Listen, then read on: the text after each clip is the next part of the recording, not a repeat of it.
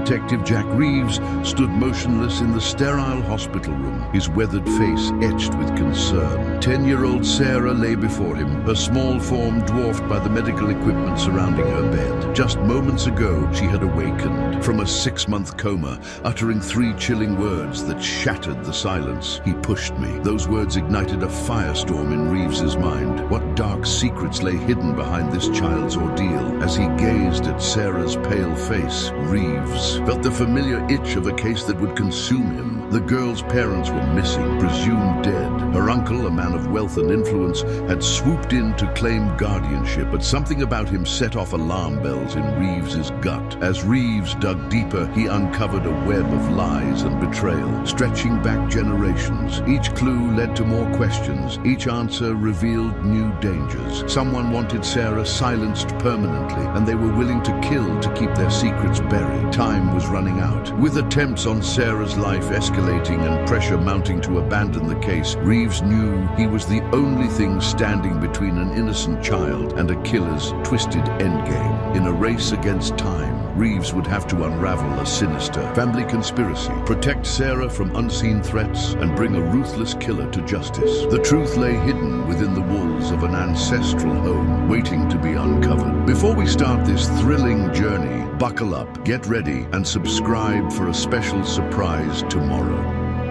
The steady beep of medical equipment filled the air as Detective Jack Reeves strode down the sterile hospital corridor. His worn leather shoes echoed against the polished floor, matching the rhythm of his racing thoughts. The call had come in less than an hour ago. A young girl, comatose for 6 months, had suddenly awakened. Reeves reached the door of room 317 and paused, taking a deep breath to center himself. He'd seen a lot in his years on the force, but cases involving children always hit him harder. Steeling himself, he pushed open the door and stepped inside. The room was dimly lit, the curtains drawn against the harsh afternoon sun. In the center, dwarfed by the medical equipment surrounding her, lay a small figure with pale skin and tousle. Her brown hair, Sarah Thompson, aged 10, looked impossibly fragile amidst the tubes and wires. Dr. Evelyn Chen, the neurologist overseeing Sarah's case, stood at the foot of the bed. She nodded to Reeves as he entered, her face a mask of professional concern. "Detective Reeves," she said softly, mindful of their sleeping patient. "Thank you for coming so quickly." Reeves nodded, his eyes never leaving Sarah. "What happened, doctor?" "I was told she woke up." Dr. Chen's brow furrowed. "Briefly, yes. It was remarkable, really. One moment she was in a deep coma. The next, her eyes were open and she was trying to speak." "What did she say?" Reeves asked, a familiar tension coiling in his gut. Something about this case felt off, and he'd learned long ago to trust his instincts. Dr. Chen hesitated, glancing at Sarah, before meeting Reeves's gaze. She only managed 3 words before losing consciousness again. She said, "He pushed me." The words hung in the air, heavy with implication. Reeves felt a chill run down his spine. What had originally been classified as a tragic accident was suddenly looking far more sinister. "Has she woken again since then?" Reeves asked, moving closer to the bed. Dr. Chen shook her head. "No, but her brain activity has increased significantly. We're hopeful she'll regain consciousness soon." Reeves nodded, his mind already racing through the implications. "I'll need to see her medical records, and I want to be notified immediately if she wakes up again." "Of course," Dr. Chen agreed. "I'll have the nurses page you if there's any change." As if on cue, Sarah stirred in her bed. Both adults froze, watching intently as the girl's eyelids fluttered. Slowly, painfully, her eyes opened, revealing confused, brown irises. "Sarah?" Dr. Chen said gently, moving to the girl's side. "Can you hear me?" Sarah's gaze darted around the room, panic rising in her eyes as she took in the unfamiliar surroundings. When she tried to speak, only a dry rasp emerged. "It's okay, sweetheart," Dr. Chen soothed, reaching for a cup of water with a straw. "Here, take a small sip." As Sarah drank, Reeves stepped closer, trying to project an aura of calm. "Hello, Sarah. I'm Detective Reeves. Do you remember waking up earlier?" Sarah's brow furrowed as she finished drinking. She opened her mouth to speak, then closed it again, fear clouding her features. "It's all right," Reeves said softly. "You're safe here. Can you tell me what happened?" "Do you remember anything about how you got hurt?" Sarah's lower lip trembled. I was in my room," she whispered, her voice barely audible. "Someone came in. I thought it was Daddy, but..."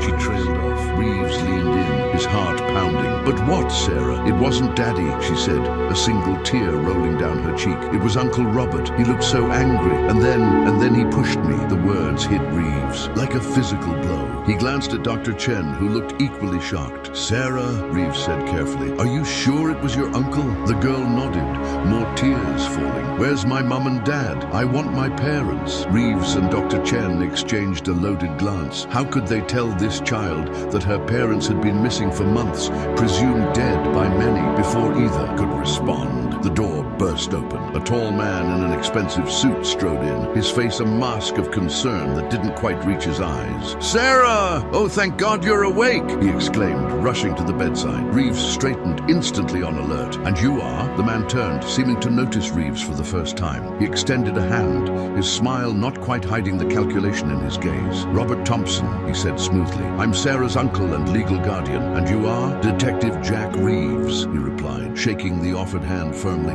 "I'm investigating the circumstances of Sarah's injury." Something flashed in Robert's eyes, gone so quickly, Reeves almost thought he'd imagined it. Investigation? But it was an accident. Sarah fell down the stairs. "Uncle Robert?" Sarah's small voice cut through the tension. Both men turned to look at her, and Reeves didn't miss the way she shrank back against her pillows. "Yes, sweetheart," Robert said, his voice dripping with concern. "I'm here now. Everything's going to be all right." Sarah's eyes darted between Robert and Reeves, fear evident in her gaze. She opened her mouth as if to speak, then closed it again, remaining silent. Reeves's instincts screamed that something was very wrong here. He needed to separate Sarah from her uncle, to get her to open up about what really happened, but he had to tread carefully. If Robert truly was behind Sarah's injuries, spooking him now could put the girl in even more danger. "Mr. Thompson," Reeves said, keeping his tone neutral, "I'd like to ask you a few questions about the night of Sarah's accident. Perhaps we could step outside." Robert's smile never wavered, but Reeves caught the tightening around his eyes. "Of course, detective. Anything to help. Sarah, darling, I'll be right back." As Reeves led Robert out of the room, he caught Dr. Chen's eye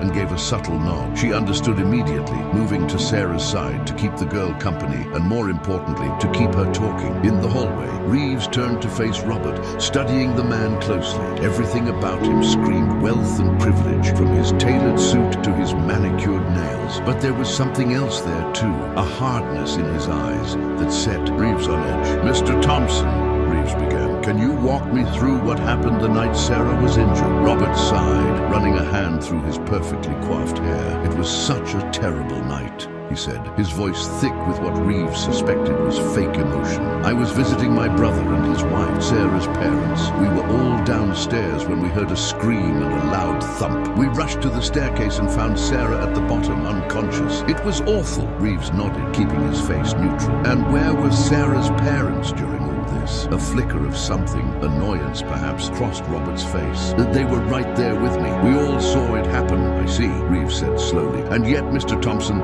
Sarah's parents haven't been seen since that night. Can you explain that?" Robert's facade cracked for just a moment, a flash of anger in his eyes quickly replaced by sorrow. "It's been so difficult," he said, his voice breaking slightly. "They were devastated by Sarah's accident. I think the guilt was too much for them. They left that night, said they needed some air. No one's seen them since." Reeves felt his suspicion growing with every word. The story was plausible on the surface, but something about it rang false, and it didn't explain Sarah's words upon waking. "Mr. Thompson," Reeves said carefully, "when Sarah woke up earlier, she said something interesting. She said he pushed me. Any idea what she might have meant by that?" Robert's reaction was subtle but unmistakable. His whole body tensed for a split second before he forced himself to relax. "I can't imagine," he said, his voice tight. "She was probably confused, disoriented from the coma. You can't take the ramblings of a traumatized child seriously, can you, detective?" Reeves met Robert's gaze steadily. "Oh, I take them very seriously, Mr. Thompson, especially when they contradict the official story." Before Robert could respond, a commotion from Sarah's room caught their attention. The sound of medical alarms blaring.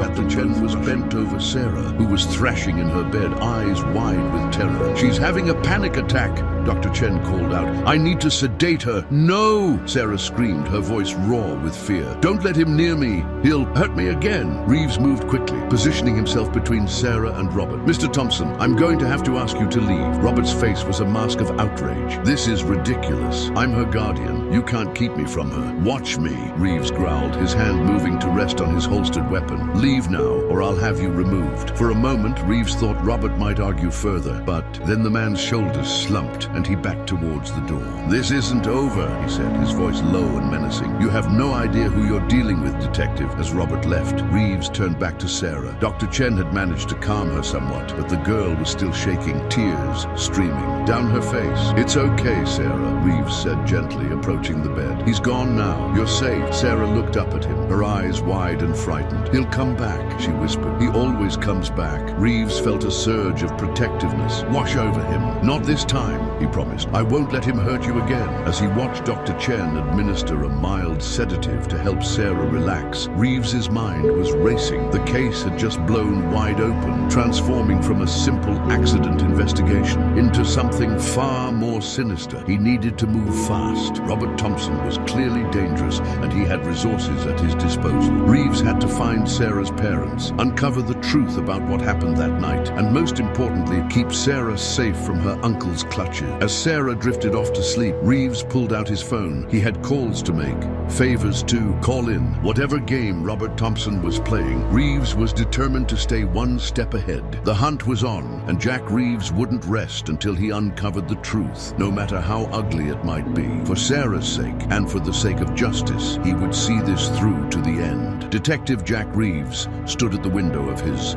cramped office, staring out at the city skyline as the first rays of dawn painted the sky in hues of pink and gold. He'd been up all night, poring over the files related to Sarah Thompson's case, and his eyes burned with fatigue. But sleep was a luxury he couldn't afford, not when a child's life hung in the balance. He turned back to his desk, littered with papers and photographs. At the center lay a family portrait of the Thompsons, Sarah smiling brightly between her parents, James and Laura. They looked happy, normal, but appearances could be deceiving, as Reeves knew all too well. A knock at the door interrupted his thoughts. Come in, he called, straightening up and trying to look less exhausted than he felt. Officer Melissa Chen, a promising young cop. Reeves had taken under his wing, entered with 2 cups of coffee. I thought you could use this, sir, she said, handing him one. Reeves accepted it gratefully. Thanks, Chen. Any news? She nodded, her expression grim. I've been digging into the Thompsons' background like you asked. It's complicated. Complicated? How? Reeves asked, taking a sip of the hot, bitter liquid. Chen pulled out a file from under her arm. James and Laura Thompson, to all appearances, were a normal, happy couple. James worked as a financial advisor, Laura as a part-time teacher. No criminal records,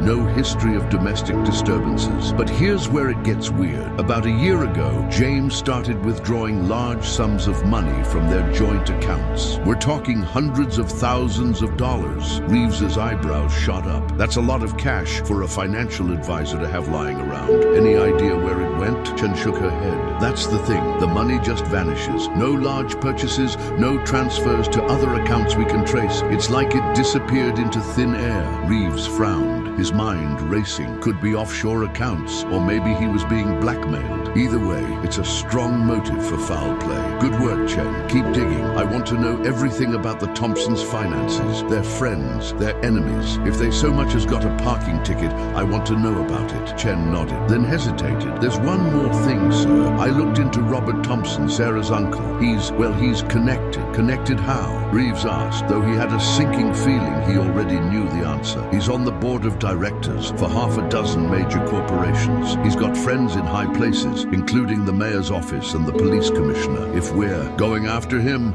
we need to be careful. Reeves sighed, rubbing his temples. Understood. Keep this quiet for now. We'll need ironclad evidence before we make any moves against someone with that. As Chen left, Reeves turned back to the family portrait. What secrets were hidden behind those smiling faces? And more importantly, where were James and Laura Thompson now? He grabbed his coat and headed for the door. It was time to pay a visit to the Thompson family home. The Thompson house was a stately Victorian in one of the city's most affluent neighborhoods. As Reeves pulled up in his battered sedan, he couldn't help but feel out of place among the manicured lawns and luxury cars. He approached the front door, noting the state-of-the-art security system and the cameras discreetly placed around the property. Whoever lived here valued their privacy and their safety. Reeves rang the doorbell, listening to the muffled chimes echoing inside the house. After a moment, the door opened to reveal a middle-aged woman in a crisp uniform. A housekeeper, Reeves guessed. "Can I help you?" she asked, her tone polite but wary. Reeves flashed his badge. "Detective Jack Reeves.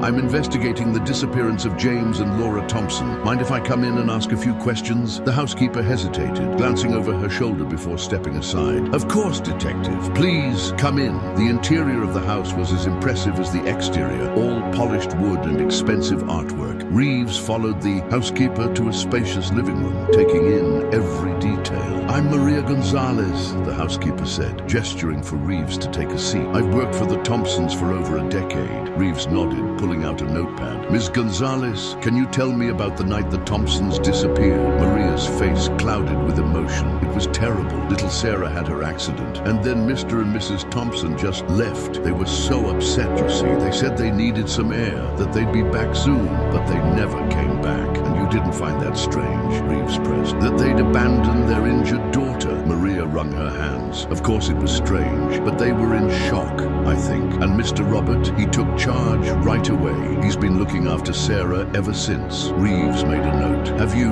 noticed anything unusual since that night? Any strange visitors, phone calls, anything out of the ordinary?" Maria shook her head. "No, nothing like that. Mr. Robert has been here most days, overseeing Sarah's care. He's been very attentive." "I'm sure he has," Reeves murmured. "Miss Gonzalez, would you mind if I took a look around? Maybe the Thompsons left something behind that could help us find them." Maria hesitated again. "I'm not sure Mr. Robert would approve." "I have a warrant," Reeves said smoothly, producing the document from his pocket. He'd obtained it that morning, anticipating resistance. "It's all above board, I assure you." Reluctantly, Maria nodded. "Very well. Where would you like to start?" "Let's begin with Mr. and Mrs. Thompson's bedroom," Reeves said, rising to his feet. As they climbed the stairs, Reeves couldn't shake the feeling that he was being watched. He glanced back, half expecting to see Robert Thompson lurking in the shadows, but the house remained still and silent. The master bedroom was spacious and elegantly furnished, with a king-size bed dominating the center of the room. Reeves began his search methodically,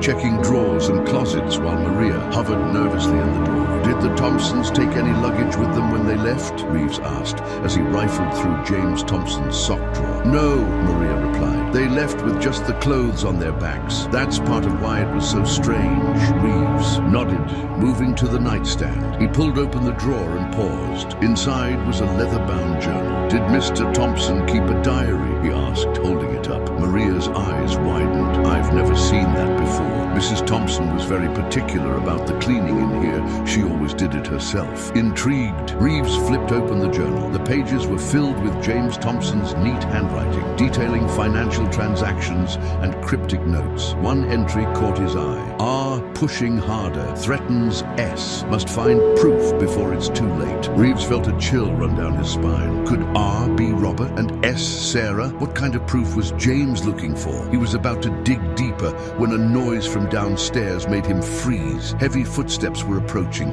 accompanied by an angry voice. "Maria! Maria! Who let this man in?" Robert Thompson burst into the room, his face flushed with anger. His eyes locked onto the journal in Reeves's hands, and for a moment, raw fear flashed across his features. "Detective," Robert said, his voice tight with barely controlled rage.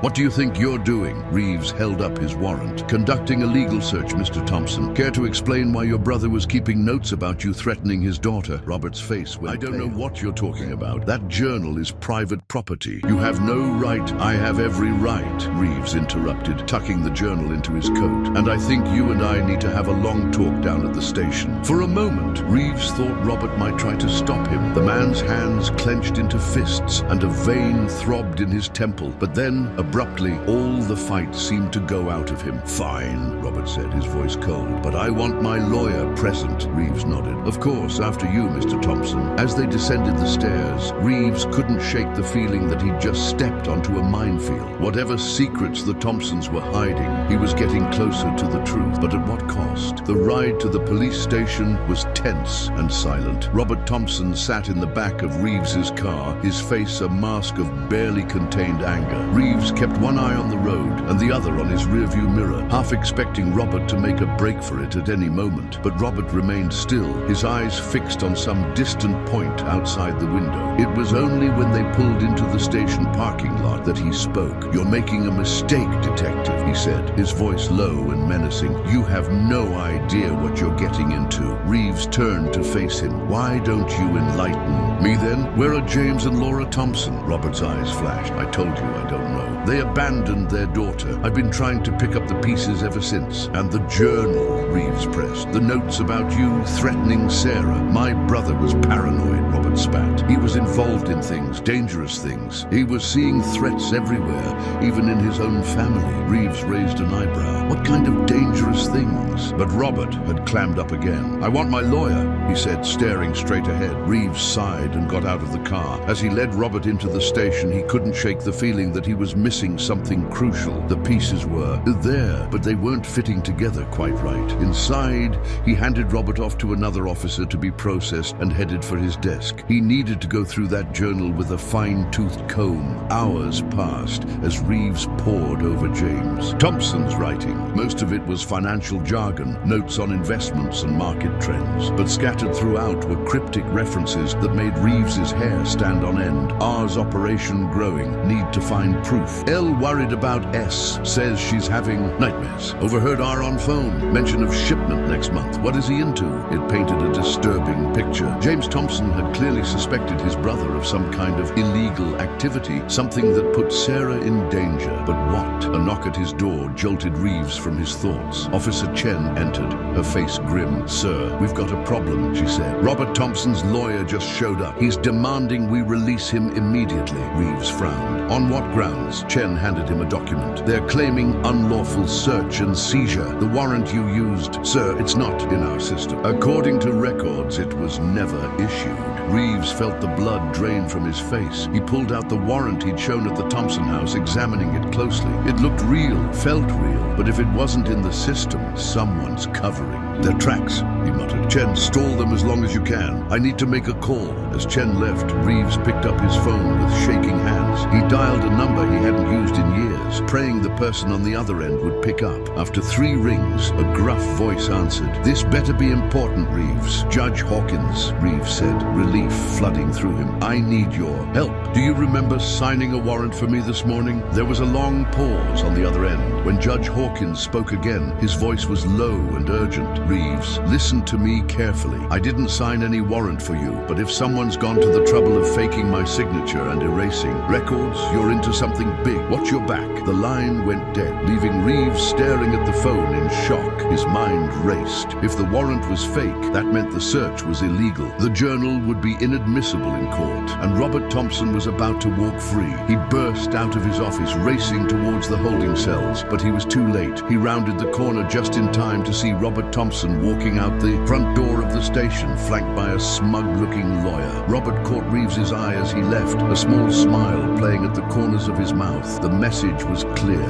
"You can't touch me." Reeves slumped against the wall, his mind reeling. He'd been outmaneuvered, outsmarted, and now a potential key witness, maybe even a suspect, was in the wind. Detective Reeves. He looked up to see a young officer holding out a phone. "There's a call for you. It's from the hospital. It's about Sarah Thompson." Reeves' heart leapt into his throat as he grabbed the phone. "This is Detective Reeves," he said, urgently. Dr. Chen's voice came through, tight with worry. "Detective, you need to get down here right away." Sarah's gone missing from her room, and there's something else you need to see. Reeves was already moving, grabbing his coat as he ran for the door. I'm on my way, he said, his mind racing. Had Robert taken Sarah, or was something even more sinister at play? As he sped towards the hospital, lights flashing and siren blaring, Reeves couldn't shake the feeling that he was running out of time. The case was spiraling out of control, and an innocent girl's life hung in the balance. He gripped the steering wheel tighter, his jaw set with determination.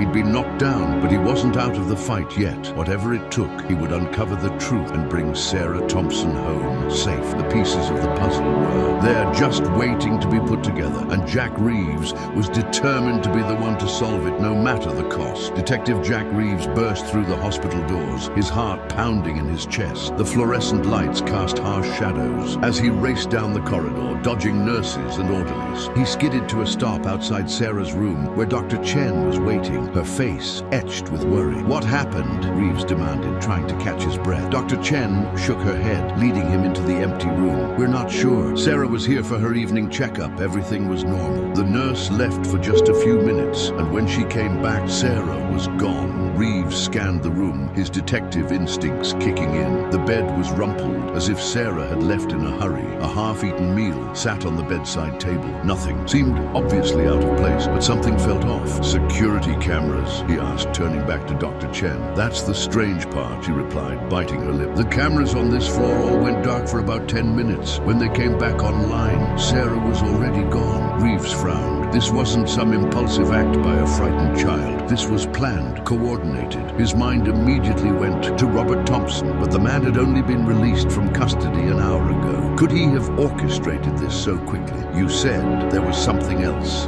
I needed to see, Reeves prompted. Dr. Chen nodded, leading him to a small table in the corner of the room. On it sat a child's drawing, done in bright crayon colors. Sarah drew this earlier today. She seemed agitated while doing it, but she wouldn't tell me why. Reeves leaned in, studying the picture. It showed a house, large and imposing, with what looked like bars on the windows. In front of the house stood 3 stick figures, a tall man with an angry face and 2 smaller figures that seemed to be cowering away from him. Did she say anything about this? Reeves asked, a chill running down his spine. Dr. Chen shook her head. Not directly, but she kept mumbling something about the bad place and how she didn't want to go back there. Reeves pulled out his phone and snapped a picture of the drawing. Something about the house looked familiar, but he couldn't quite place it. He'd have to look into it later. I need to see the security footage, he said, straightening up. And I want to talk to every member of staff who had contact with Sarah today.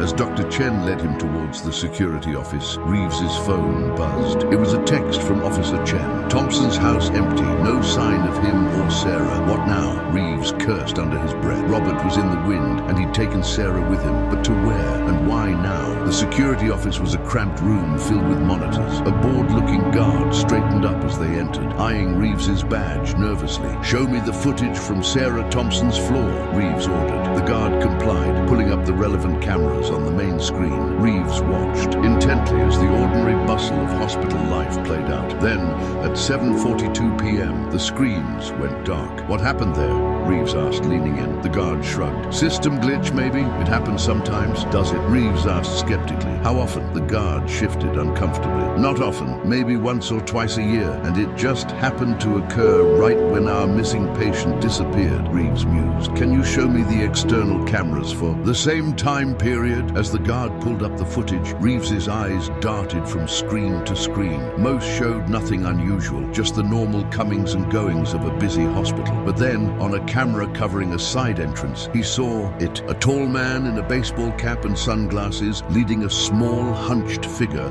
wrapped in a large coat, heading straight for a waiting car. Freeze that, Reeves snapped. Can you enhance the image? The guard tapped a few keys and the image zoomed in. It was grainy, but Reeves could just make out Sarah's face, her eyes wide with fear. That's them, he said grimly. What kind of car is that? The guard squinted at the screen. Looks like a black SUV, late model, tinted windows. Can't make out the plates from this angle. Reeves nodded, his mind racing. I need copies of all this footage, and I want a list of everyone who has access to the security systems here. As the guard worked, Reeves stepped out into the hallway, dialing Officer Chen's number. Chen, it's Reeves, he said as soon as she picked up. Put out an APB on Robert Robert Thompson. He's driving a late-model black SUV with tinted windows. And get me everything you can on properties owned by the Thompson family. Houses, apartments, anything. On it, sir? Chen replied. What about Sarah's drawing? Any leads there? Reeves pulled out his phone, studying the picture again. The house in the drawing was large, almost mansion-like. Something about the shape of the roof, the placement of the windows. Suddenly it clicked. Chen, do we have any information on the Thompson family's ancestral home? There was a pause as Chen shuffled through papers. Yes, actually. It's an old estate about an hour outside the city. Been in the family for generations. That's it, Reeves said, excitement building in his voice. That's where he's taking her. Get a team together. We're going in. As he hung up, Dr. Chen approached, her face pale. Detective, there's something else you should know. We just got Sarah's latest blood work back. There were traces of a sedative in her system,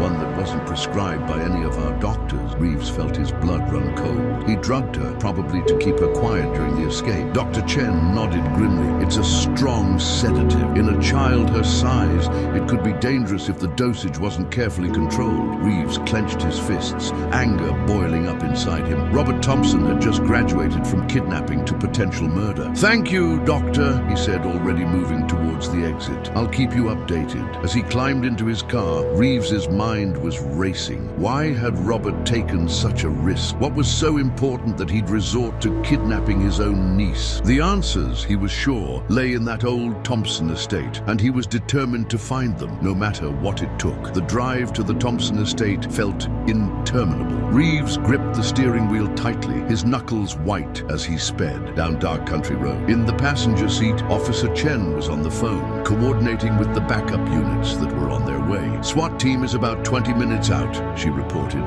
hanging up. Local PD has set up a perimeter, but they're waiting for us before moving in. Reeves nodded grimly. Good, we don't want to spook Thompson. No telling what he might do if he feels cornered. As they rounded a bend, the Thompson estate came into view. It was just as Sarah had drawn it, a looming Victorian-style mansion, its windows dark and forbidding. A black SUV was parked haphazardly in the circular driveway. That's got to be Thompson's car, Reeves said, pulling over to the side of the road. We can't wait for backup. Sarah could be in immediate danger. Chen looked uncertain. Sir, protocol states. I know what protocol states. Reeves cut her off. But we're talking about a scared little girl who's been drugged and kidnapped. Every minute counts. After a moment's hesitation, Chen nodded. Okay, what's the plan? Reeves studied the house, his mind working quickly. We'll approach from the rear. There's likely to be a servant's entrance or a cellar door. We'll enter quietly, try to get the lay of the land before Thompson realizes. We're here. They exited the car silently, drawing their weapons. The night was still. The only sound, the chirping of crickets and the distant hoot of an owl. As they crept around the side of the house, Reeves felt a familiar tension building in his chest. He'd been in countless dangerous situations before, but something about this felt different, personal. At the back of the house, they found what they were looking for, a half-hidden door, likely leading to a cellar or kitchen. Reeves tried the handle. It was unlocked. Exchanging a glance with Chen, Reeves pushed the door open slowly, wincing at the slight creak of hinges. They entered a dark, musty-smelling space. As their eyes adjusted, Reeves could make out the shapes of old furniture and stacks of boxes. A cellar then. They moved carefully through the cluttered space, heading for a staircase that led up to the main floor. As they ascended, Reeves could hear muffled voices coming from above. At the top of the stairs, they found themselves in a large old-fashioned kitchen from a room nearby. Reeves held up a hand, signaling Chen to stop and listen. You don't understand, Sarah, a man's voice, unmistakably Robert Thompson's, was saying. This is for your own good. Your parents, they were going to ruin everything. I want to go home, came Sarah's reply, her voice small and frightened. Please, Uncle Robert, I don't like it here. This is your home now, Robert said, his tone hardening, and you'll learn to like it in time. Reeves had heard enough. He signaled to Chen, and they moved swiftly towards the source of the voices. They found themselves outside a large study, its door slightly ajar. Through the gap, Reeves could see Robert Thompson standing over Sarah, who was huddled in a large armchair, her eyes wide with fear. Taking a deep breath, Reeves kicked the door open. Police, freeze! Robert Thompson spun around, his face a mask of shock and rage. For a moment, he looked like he might try to run, but then his eyes fell on the gun in Reeves's hand, and he raised his hands slowly. Sarah, are you okay? Reeves asked, not taking his eyes off Robert. The girl nodded, tears streaming down her face. "I want to go home," she whimpered. "It's okay, sweetheart," Reeves said soothingly. "We're going to get you out of here." As Chen moved to handcuff Robert, Reeves approached Sarah, kneeling down beside her chair. "You're safe now," he said gently. "Can you tell me what happened?" Sarah sniffled, wiping her nose with the back of her hand. "Uncle Robert came to my room at the hospital. He said we had to leave, that bad people were coming, but I didn't want to go. Then everything got fuzzy and I woke up here." Reeves nodded, his suspicions confirmed. "You've been very brave, Sarah. We're going to take you back to the hospital now, okay?" As he helped Sarah to her feet, a commotion from the hallway caught his attention. Heavy footsteps were approaching rapidly. "SWAT team's here!" Chen called out, still keeping her gun trained on Robert. Reeves breathed a sigh of relief. It was over. They had Sarah, and Robert Thompson was in custody. But as he looked around the study, taking in the stacks of papers on the desk and the old family portraits on the walls, he couldn't shake the feeling that they were still missing something crucial. "Chen," he said, "get Sarah out of here and hand her over to the paramedics. Then come back and help me search this place. I have a feeling there's more to this story than we're seeing." As Chen led Sarah out, Reeves turned to Robert Thompson. The man's earlier bravado had evaporated, leaving him looking small and defeated. "Why, Robert?" Reeves asked. "Why kidnap your own niece?" Robert's eyes darted around the room, as if seeking an escape. Finally, he slumped in Chen's grip. "You don't understand," he muttered. "None of you understand. It was all for the family. Everything I did, it was to protect our legacy." Reeves frowned. "What legacy? What are you talking about?" But Robert had clammed up again, staring blankly at the floor. Reeves sighed in frustration. He'd get the full story out of Thompson eventually, but right now, he had a crime scene to process. As SWAT team members swarmed the house, Reeves began a methodical search of the study. He rifled through the papers on the desk, finding financial records, old correspondence, and what looked like genealogical charts of the Thompson family tree. One document caught his eye, a faded photograph of a group of men in old-fashioned suits standing in front of this very house. On the back was written Thompson Lodge, 1902. "The Brotherhood convenes." The Brotherhood, Reeves murmured. What was that? Some kind of secret society. He was about to dig deeper when Chen returned, looking shaken. "Sir," she said, "you need to see this." She led him out of the study and down a long hallway. At the end was a heavy wooden door, reinforced with metal bands. It looked like something out of a medieval castle. "We found this behind a false wall," Chen explained. "It was hidden, but Sarah's struggling must have dislodged the panel." Reeves approached the door cautiously. It was slightly ajar, and from within he could hear a faint rhythmic beeping. "Has the bomb squad cleared this?" he asked. Chen nodded. "It's not an explosive, but sir, I think you should see for yourself." Taking a deep breath, Reeves pushed the door open. What he saw inside made his blood run cold. The room was small and windowless, more like a vault than a bedroom, but it was clearly designed for habitation. A small bed sat in one corner and a desk in another. The walls were covered in childish drawings, all depicting the same thing: the house, the angry man, the cowering figures. But it was what sat on the desk that really caught Reeves's attention. A computer setup far more sophisticated than anything else he'd seen in the house. Multiple screens showed what looked like surveillance footage. The hospital, Sarah's school. "He was watching us," Reeves breathed. "All this time, he was one step ahead." Chen nodded grimly. "There's more, sir. Look at this." She pointed to a file open on one of the screens. Reeves leaned in, his eyes widening as he read. It was a detailed plan, outlining not just Sarah's kidnapping, but a whole series of events stretching back months. The accident that put Sarah in a coma, the disappearance of her parents, even the fake warrant that had allowed Robert to walk free. It was all there. "This goes deeper than we thought," Reeves said, his mind racing. "Way deeper. Chen, I want every piece of electronic equipment in this house bagged and tagged. Get our best tech people on it. Whatever Robert Thompson was involved in, this is the key to unraveling it all." As Chen hurried off to relay his orders, Reeves took one last look around the room. His eyes fell on a drawing pinned to the wall. Near the bed, it showed a little girl, tears streaming down her face, reaching out towards two adult figures that seemed to be fading away. Reeves felt a lump form in his throat. Whatever was going on here, whatever secrets the Thompson family was hiding, an innocent child had been caught in the middle of it all, and he was damned if he was going to let her suffer anymore. With renewed determination, he strode out of the room. The case wasn't over, not by a long shot, but now they had a trail to follow, and Reeves was going to follow it wherever it led. As he walked back through the old house, now bustling with police activity, Reeves's mind was already racing ahead. The Brotherhood, the surveillance, the elaborate plans, it all pointed to something much bigger than a simple family dispute. He had a feeling that finding Sarah's parents wasn't going to be the end of this case, but just the beginning of unraveling a much larger conspiracy.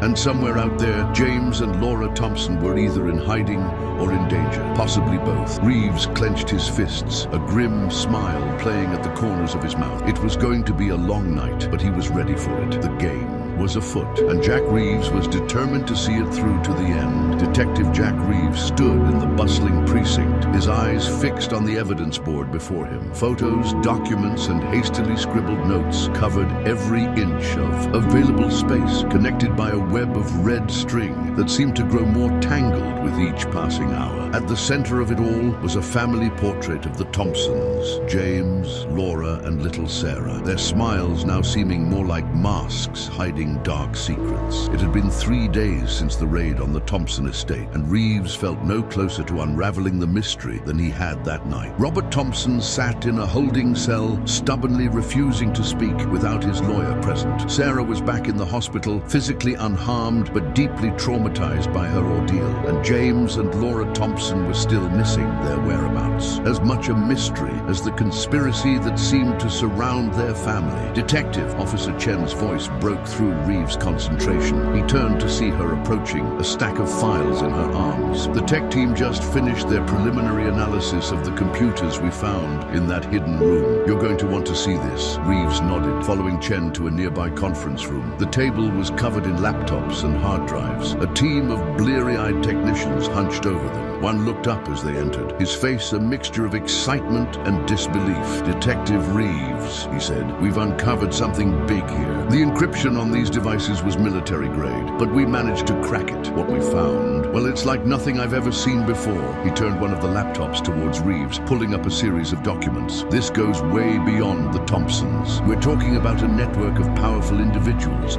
spread across the country, maybe even internationally. They call themselves the Brotherhood." Reeves leaned in, his eyes scanning the documents. Financial records, communication logs, what looked like blackmail material on high-ranking officials. It was a treasure trove of information, each piece more damning than the last. "And Robert Thompson was part of this?" Reeves asked, his mind racing. The technician nodded. "Not just part of it. From what we can tell, he was one of the key players. But here's where it gets interesting." He pulled up another file, this one a series of emails. It looks like James Thompson, Sarah's father, was planning to expose the whole operation. He'd been gathering evidence for months, preparing to go to the authorities. Reeves felt a chill run down his spine. So, Robert's kidnapping of Sarah, the disappearance of her parents, it was all to stop James from blowing the whistle, Chen finished. "But sir, if James and Laura are still alive," Reeves said grimly. He straightened up, his mind already formulating a plan. "Chen, I want you to coordinate with the FBI. This is bigger than our jurisdiction now, and get me everything you can on the other members of this Brotherhood. If we can round them up, we might be able to force someone to talk." As Chen hurried off, Reeves turned back to the evidence board. The web of connections suddenly seemed clearer, each thread leading back to the shadowy organization at the center. But one question still nagged at him. Where were James and Laura Thompson? He was about to dive back into the files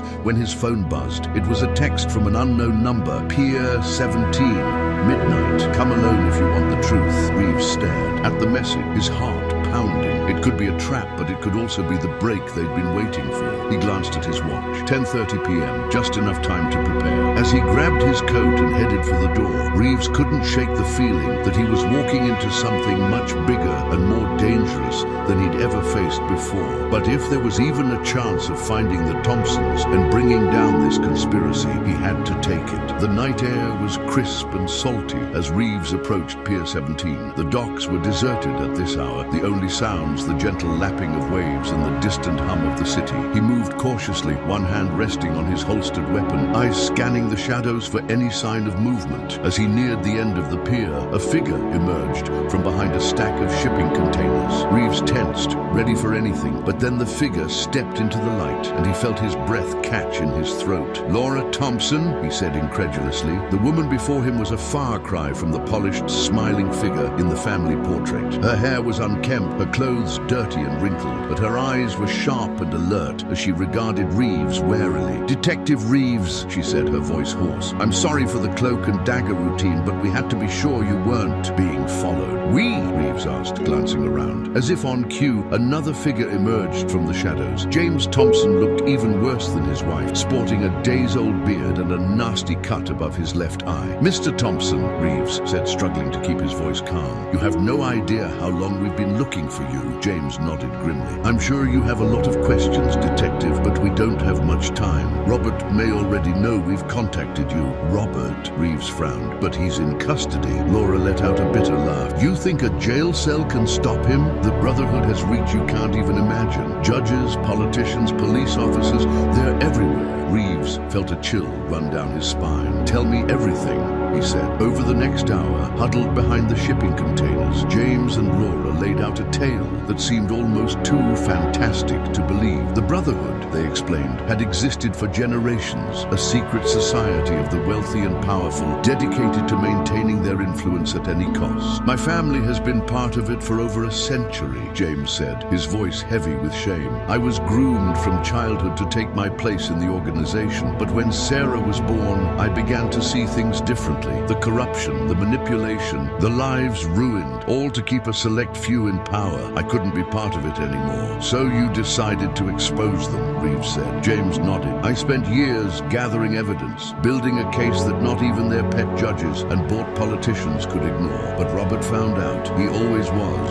the true believer in the family." "The accident that put Sarah in a coma," Reeves said, the pieces finally falling into place. "That was Robert's doing." Laura's face crumpled, tears welling in her eyes. "He tried to kill her, to punish us. When that failed, he planned to use her as leverage to force James to hand over the evidence." "But you got away," Reeves said. "Barely," James replied. "We've been on the run ever since, trying to stay one step ahead while we figure out how to bring the whole thing down." Reeves's mind was racing, processing this flood of new information. "The evidence," he said suddenly. "Do you still have it?" James nodded, reaching into his jacket to pull out a small flash drive. "Everything's on here. Names, dates, financial records, it's all there. Enough to bring down not just the Brotherhood, but dozens of corrupt officials across the country." Reeves took the drive, his hand shaking slightly as he realized the magnitude of what he was holding. "This is incredible," he said. "But why come to me now? Why not go directly to the FBI or the media? Because we need your help, Detective," Laura said, her eyes pleading. "We can't trust anyone else. Half the FBI is probably on the Brotherhood's pay in their pocket too. But Sarah trusts you. She told us how you saved her." Reeves felt a lump form in his throat at the mention of Sarah. "She's safe," he assured them, "back in the hospital under guard. But she needs her parents." James and Laura exchanged a pained look. "We want nothing more than to see her,"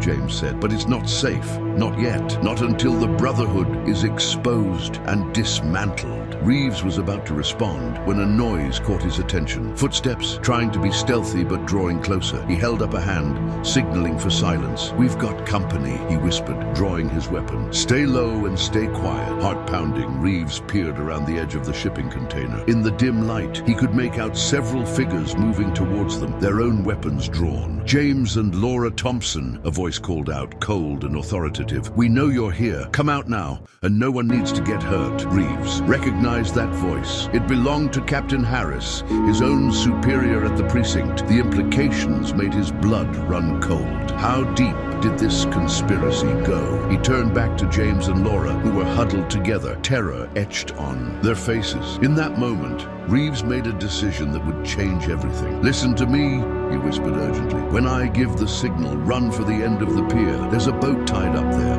I saw it on my way in. Get to it and don't look back. I'll hold them off." "But Detective," Laura began to protest. "No time to argue," Reeves cut her off. "That evidence is too important. You need to get it to someone who can use it. I'll buy you as much time as I can." James hesitated for a moment, then nodded grimly. "Thank you, Detective, for everything." Reeves managed a tight smile. "Just promise me you'll take care of Sarah when this is all over." "We will," Laura said, tears in her eyes. Reeves took a deep breath, steeling himself for what was to come. "Okay," he said. "On my mark, 3, 2, 1, now!" He burst out from behind the shipping container, gun raised. "Police! Drop your weapons!" The shout caught the approaching group off guard, giving James and Laura the moment they needed to make a break for it. Reeves saw them sprint towards the end of the pier, out of the corner of his eye, even as he faced down his own colleagues. "Reeves!" Captain Harris said, genuine surprise in his voice. "What the hell are you doing here?" "I could ask you the..." "Same thing, Captain," Reeves replied, keeping his gun trained on the group. "Funny place for a midnight stroll, don't you think?" Harris's face hardened. "You don't understand what you're dealing with, Reeves. Put the gun down and walk away.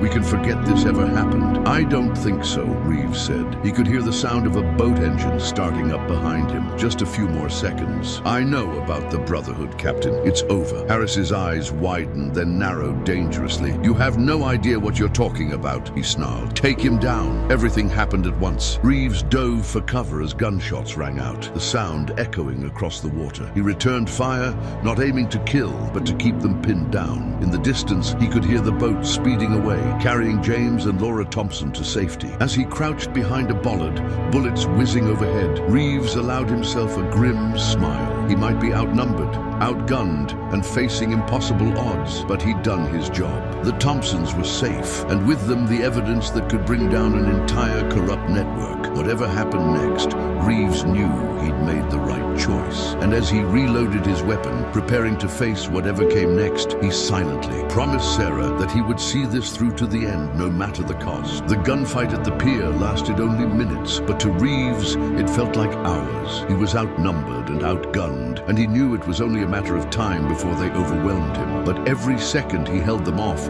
was another second for the Thompsons to get away, another second for the truth to have a chance. Just as he was running low on ammunition, sirens pierced the night air. Backup was coming, though whether it would be friend or foe remained to be seen. The gunfire from Harris and his men tapered off, and Reeves heard hurried whispers and the sound of retreating footsteps. "This isn't over, Reeves," Harris's voice called out from the darkness. "You have no idea what you've started."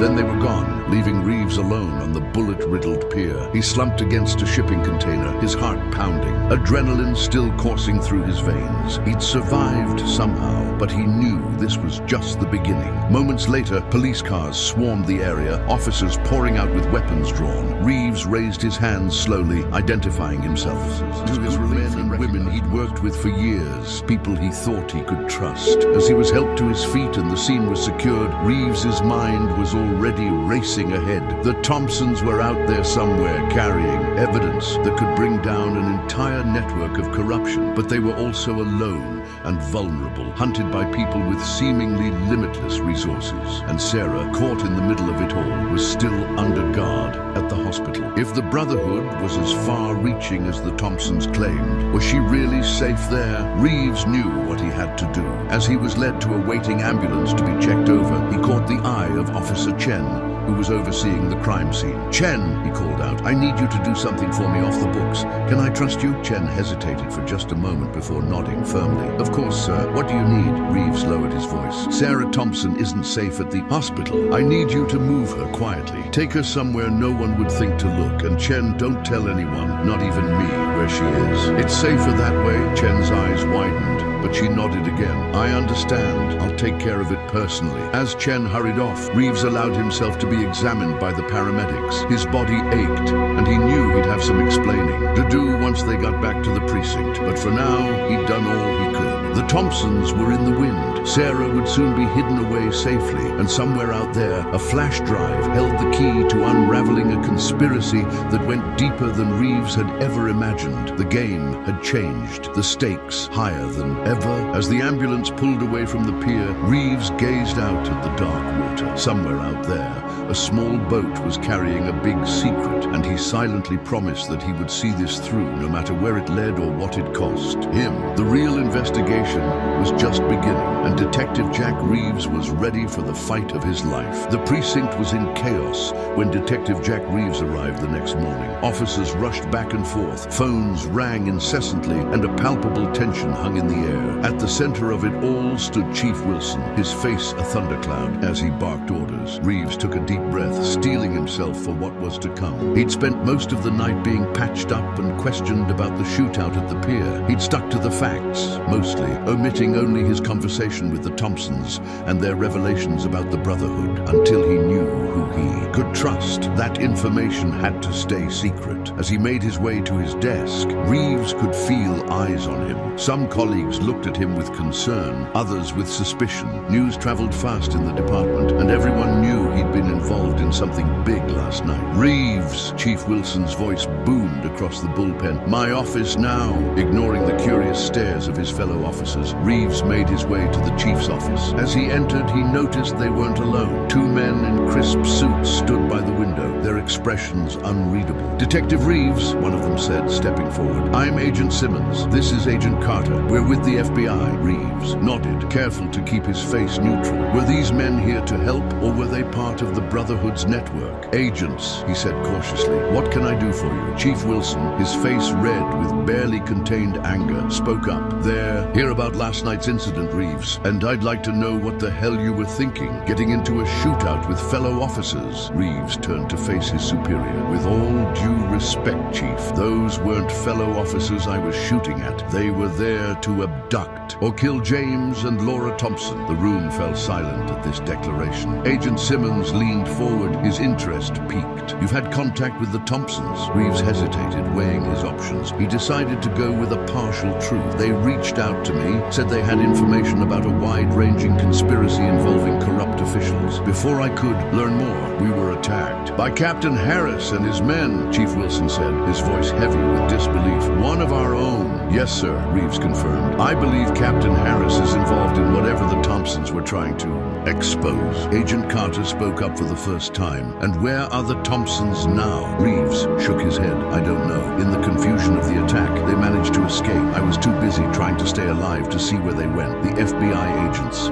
exchanged a look that Reeves couldn't quite interpret. "Detective," Agent Simmons said, "we're going to need you to come with us. This case has just become a matter of national security." Reeves felt his heart rate increase. This could be his, or it could be walking straight into the lion's den. "Of course," he said, keeping his voice steady. "I'll cooperate in any way I can." As they left the chief's office, Reeves caught sight of Officer Chen across the bullpen. Their eyes met, and she gave an almost imperceptible nod. The message was clear. Sarah was safe. The ride to the FBI field office was tense and silent. Reeves sat in the back of a nondescript sedan, sandwiched between the two agents. His mind raced, trying to piece together the larger picture. How far did this conspiracy reach? Could he trust these FBI agents or anyone in law enforcement? At the field office, Reeves was led to an interrogation room. As he sat down, he couldn't help but feel a sense of déjà vu. How many times had he been on the other side of this table? Agent Simmons entered alone this time, carrying a thick file. He sat down across from Reeves, his face unreadable. "Detective Reeves," he began, "I'm going to be frank with you. We've been investigating a group known as the Brotherhood for several years now. Until recently, we've had very little concrete evidence to go on. But your encounter with the Thompsons changes everything." Reeves leaned forward, his interest piqued. "So you know about the Brotherhood?" Simmons nodded. "We do, and we know how dangerous they are. Detective, I need you to tell me everything the Thompsons told you.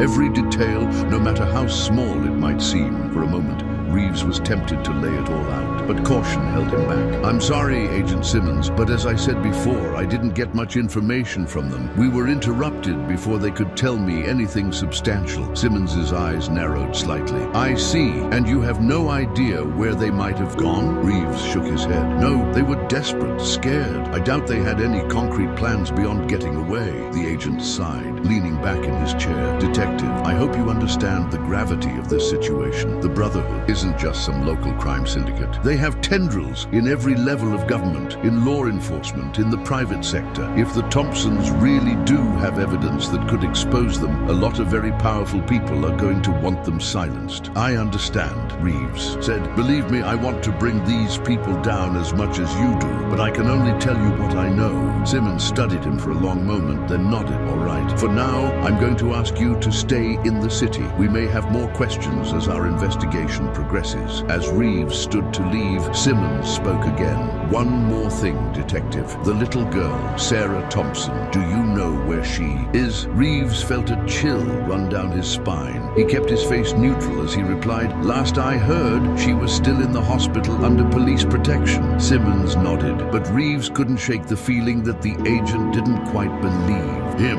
As he left the FBI building, Reeves's mind was racing. He needed to find a way to contact the Thompsons, to make sure they were safe and to see if they'd made any progress in exposing the Brotherhood. But how could he do that without alerting the very people who were hunting them? His phone buzzed. In his pocket, a text from an unknown number. Coffee shop on 5th and Main, 30 minutes. Reeves's heart leapt. Could it be the Thompsons? Or was it a trap? Either way, he knew he had to go. The coffee shop was busy when Reeves arrived, the lunchtime crowd in full swing. He scanned the room, looking for any sign of James or Laura, Thompson, or anything out of the ordinary. A hand touched his elbow, making him jump. He turned to find himself face to face with a woman he didn't recognize. She was middle-aged, with graying hair and kind eyes behind thick glasses. Detective Reeves, she said softly. I'm Ellen, Laura's sister. She asked me to meet you. Reeves felt a mix of relief and disappointment. Not the Thompsons themselves, but a connection. Mrs. Jansen, she supplied. Ellen Jansen. Perhaps we could sit. They found a quiet table in the corner. Ellen ordered a tea, Reeves a coffee. As they waited for their drinks, Ellen spoke in a low voice. Laura contacted me last night. She and James are safe for now. They wanted me to give you this. She slid a small envelope across the table. Reeves took it,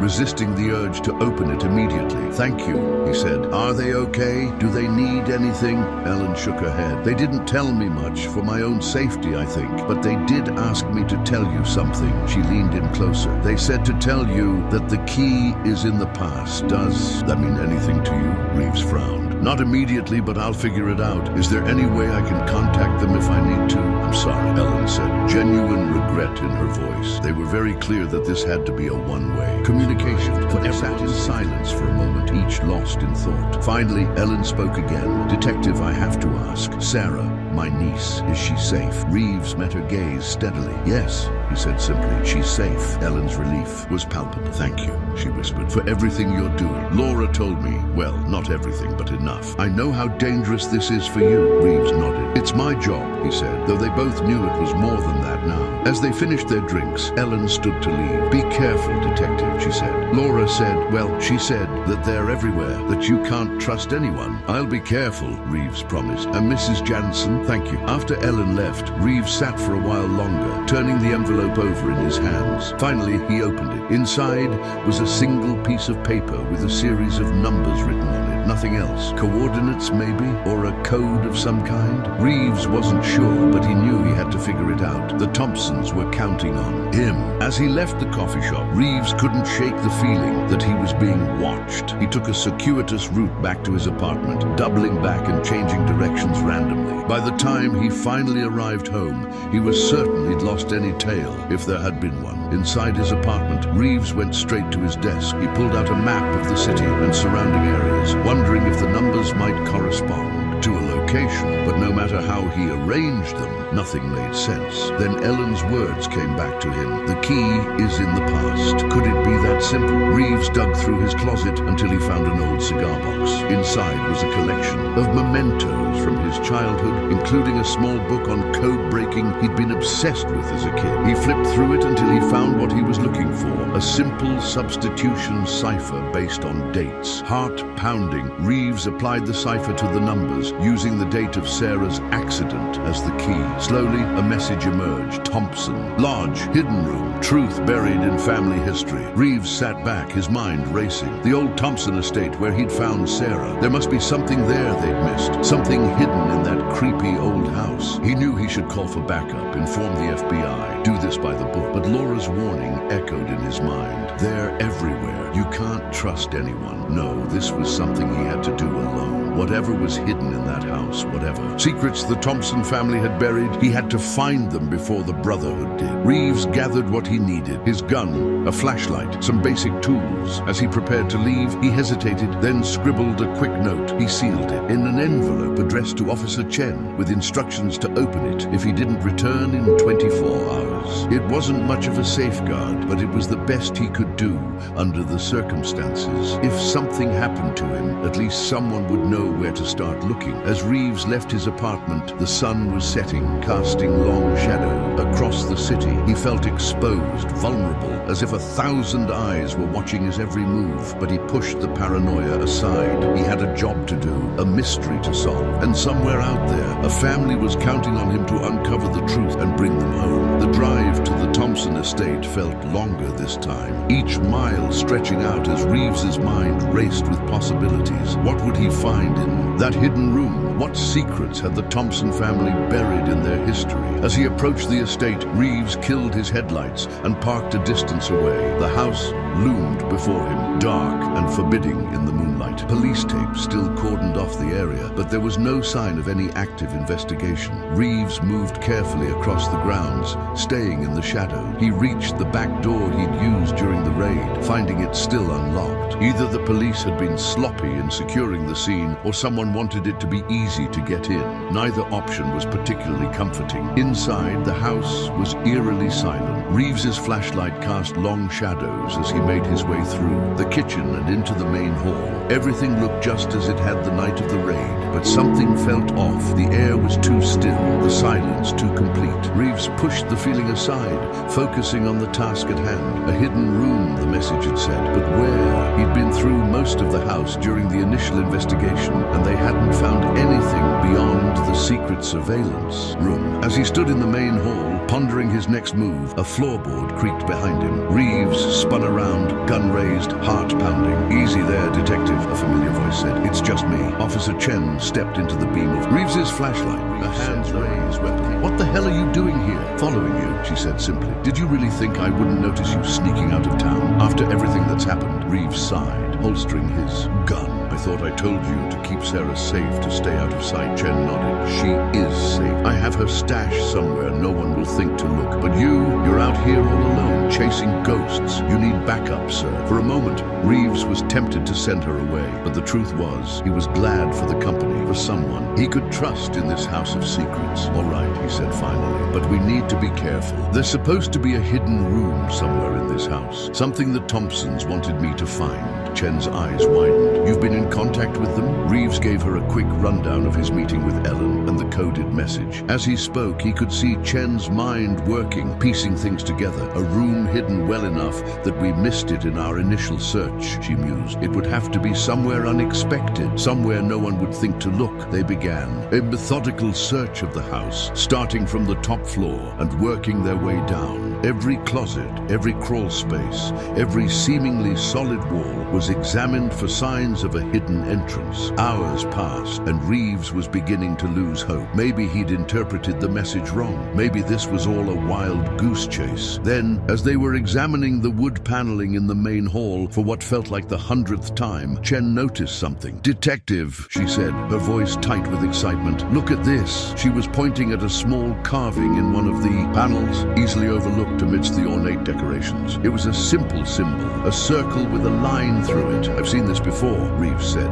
leaning in for a closer look. "It was in some of the old photos we found, the ones of the Brotherhood meetings." Chen nodded. "It must be significant. Maybe it's a marker or a trigger of some kind." Reeves ran his fingers over the carving, feeling for any irregularities. As he pressed on it, he felt a slight give. Then, with a soft click, a section of the paneling swung inward, revealing a dark passageway beyond. Reeves and and Chen exchanged a look of mingled excitement and apprehension. This was it, the hidden room they'd been searching for. "Stay behind me," Reeves said, drawing his gun. Chen nodded, doing the same. They entered the passageway cautiously, flashlights sweeping back and forth. The air was musty, thick with the smell of age and secrets long buried. The passage led them down a short flight of stairs and into a large circular room. As their flashlights played across the space, both detectives gasped. The walls were covered in photos, documents, and maps, all connected by a web of red string. It looked like a more elaborate version of Reeves's evidence board back at the precinct, but it was what stood in the center of the room that truly caught their attention. A large, ornate table dominated the space, its surface inlaid with the same symbol they'd seen on the panel, a circle with a line through it. "What is this place?" Chen whispered, her voice filled with awe and a touch of fear.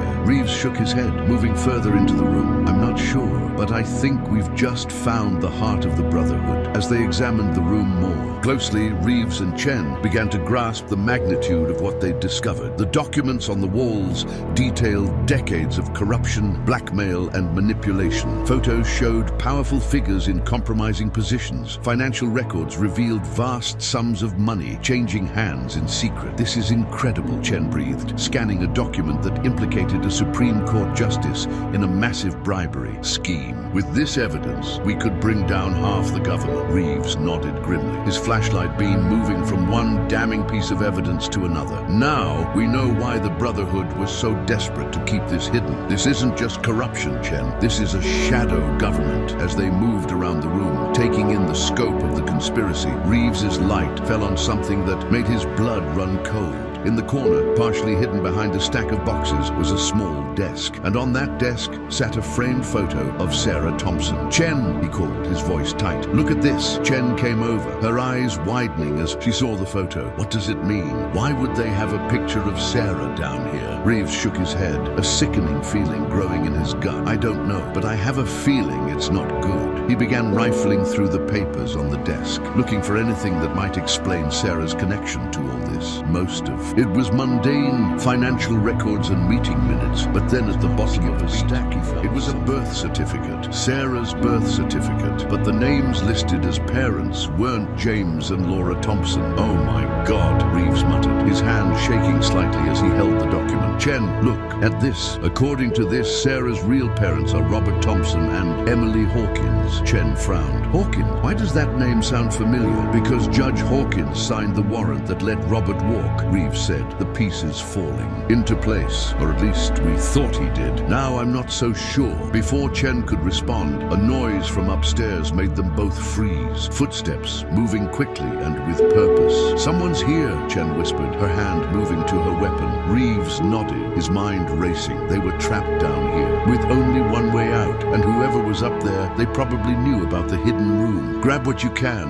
he whispered urgently to Chen. "Anything that looks important. We need to get this evidence out of here." As Chen began stuffing documents into her jacket, Reeves scanned the room for anything they might have missed. His eyes fell on an old leather-bound book, half hidden beneath a pile of papers. Something about it called to him, and without really knowing why, he grabbed it and shoved it into his coat. The footsteps were getting closer now, heading straight for the paneling that hid the secret passage. Reeves and Chen exchanged a look, both knowing they were out of time. "Ready?" Reeves mouthed silently. Chen nodded, her face set with determination. As the panel began to swing open, Reeves and Chen positioned themselves on either side of the entrance, weapons drawn. They had the element of surprise, but they were also outnumbered and trapped. Whatever happened next, Reeves knew, would determine not just their fate, but potentially the fate of the entire country. The first figure stepped into the room, and Reeves felt a jolt of recognition. It was Agent Simmons from the FBI, his gun already drawn. "Freeze!"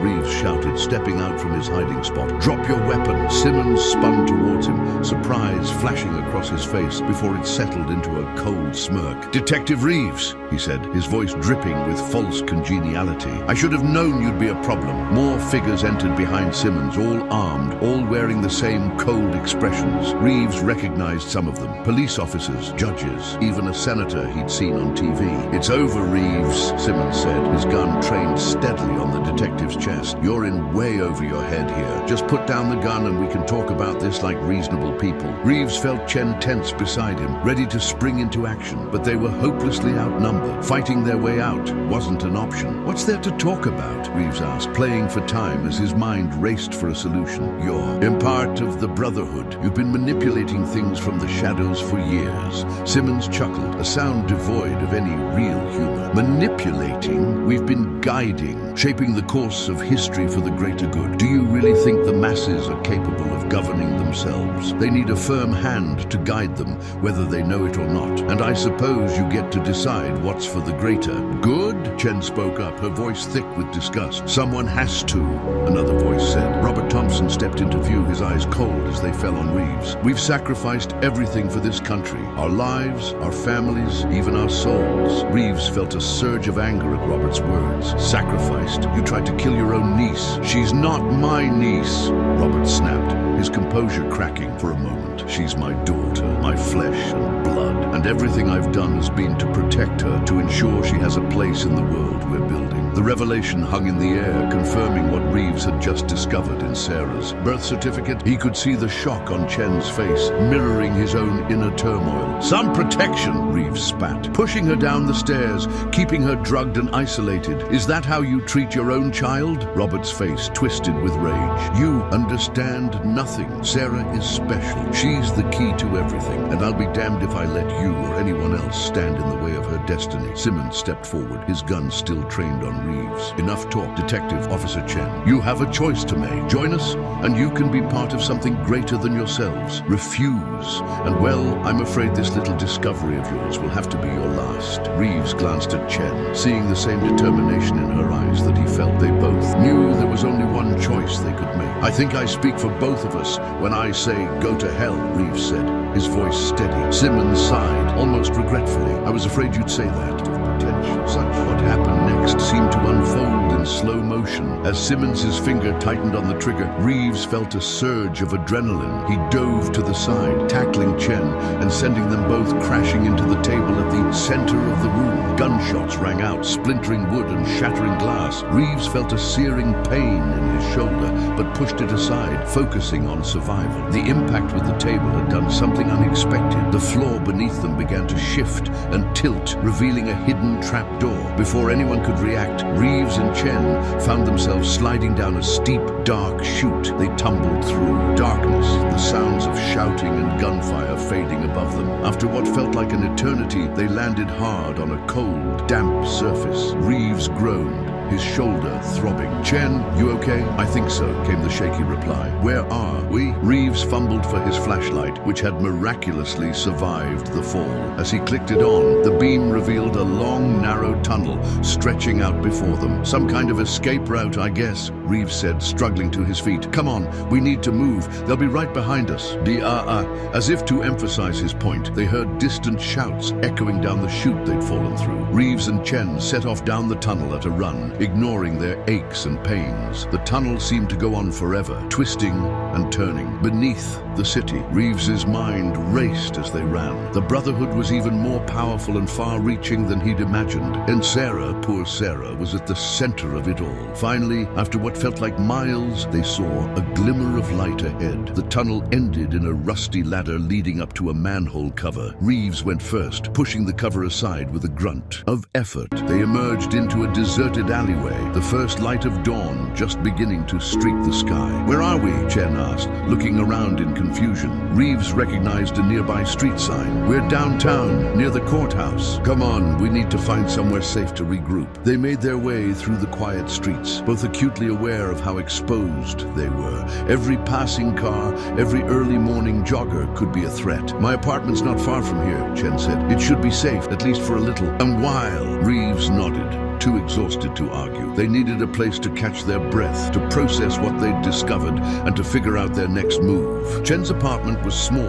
but tidy, with a sparse, almost military neatness to it. As soon as they were inside, Chen began pulling curtains closed and checking locks. Reeves sank onto the couch, the adrenaline wearing off and the pain in his shoulder intensifying. We need to contact the Thompsons, he said. They need to know what we've found. Chen nodded, rummaging in a drawer for a first aid kit. And Sarah, we need to make sure she's still safe. As Chen patched up Reeves's shoulder, they took stock of what they'd managed to grab from the hidden room. Reeves had the old leather-bound book while Chen had stuffed her pockets with as many incriminating documents as she could. It's not much, Reeves said, flipping through the book, but it might be enough to start unraveling this whole thing. The book, as it turned out, was a kind of ledger detailing decades of the Brotherhood's activities. Names, dates, transactions, all carefully recorded in faded ink. Look at this, Reeves said, pointing to an entry. 20 years ago, Judge Hawkins's teenage daughter, Emily, dies in a car accident. Except according to Sarah's birth certificate, Emily Hawkins is her mother. Chen leaned in, her brow furrowed. So,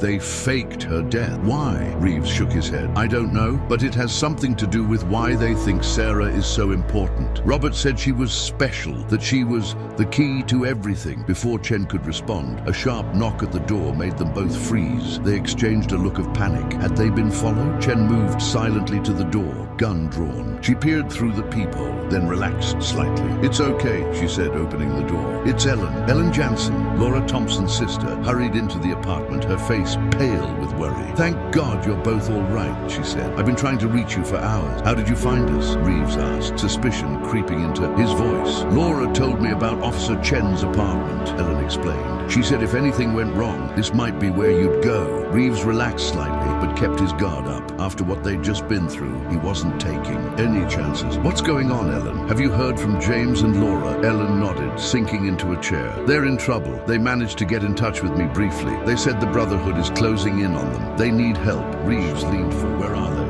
I don't know exactly, Ellen said, but they gave me a clue. They said to tell you where it all began. They said you'd understand. Reeves frowned, his mind racing. Where it all began. The Thompson estate. No, that was too obvious. Then it hit him. The photo he'd seen in the hidden room, the one of the original Brotherhood meeting. I know where they are, he said, standing up. They're at the old Thompson Lodge, where the Brotherhood held their first meetings. Chen looked skeptical. Are you sure? It seems risky for them to go somewhere so connected to the Brotherhood. Reeves nodded. That's exactly why it's perfect. It's the last place anyone would think to look for them. Plus, if there are any more hidden caches of evidence, that's where they'd be. Ellen stood up, determination etched on her face. I'm coming with you. No, Reeves said firmly. It's too dangerous. We need you to stay here, to be our lifeline. If we're not back in 24 hours, I need you to take everything we've found to this address. He scribbled down the details of a trusted contact in the state attorney's office. Ellen looked like she wanted to argue, but finally nodded. All right, but please be careful and bring them home safe. As Reeves and Chen prepared to leave, gathering what weapons and supplies they could,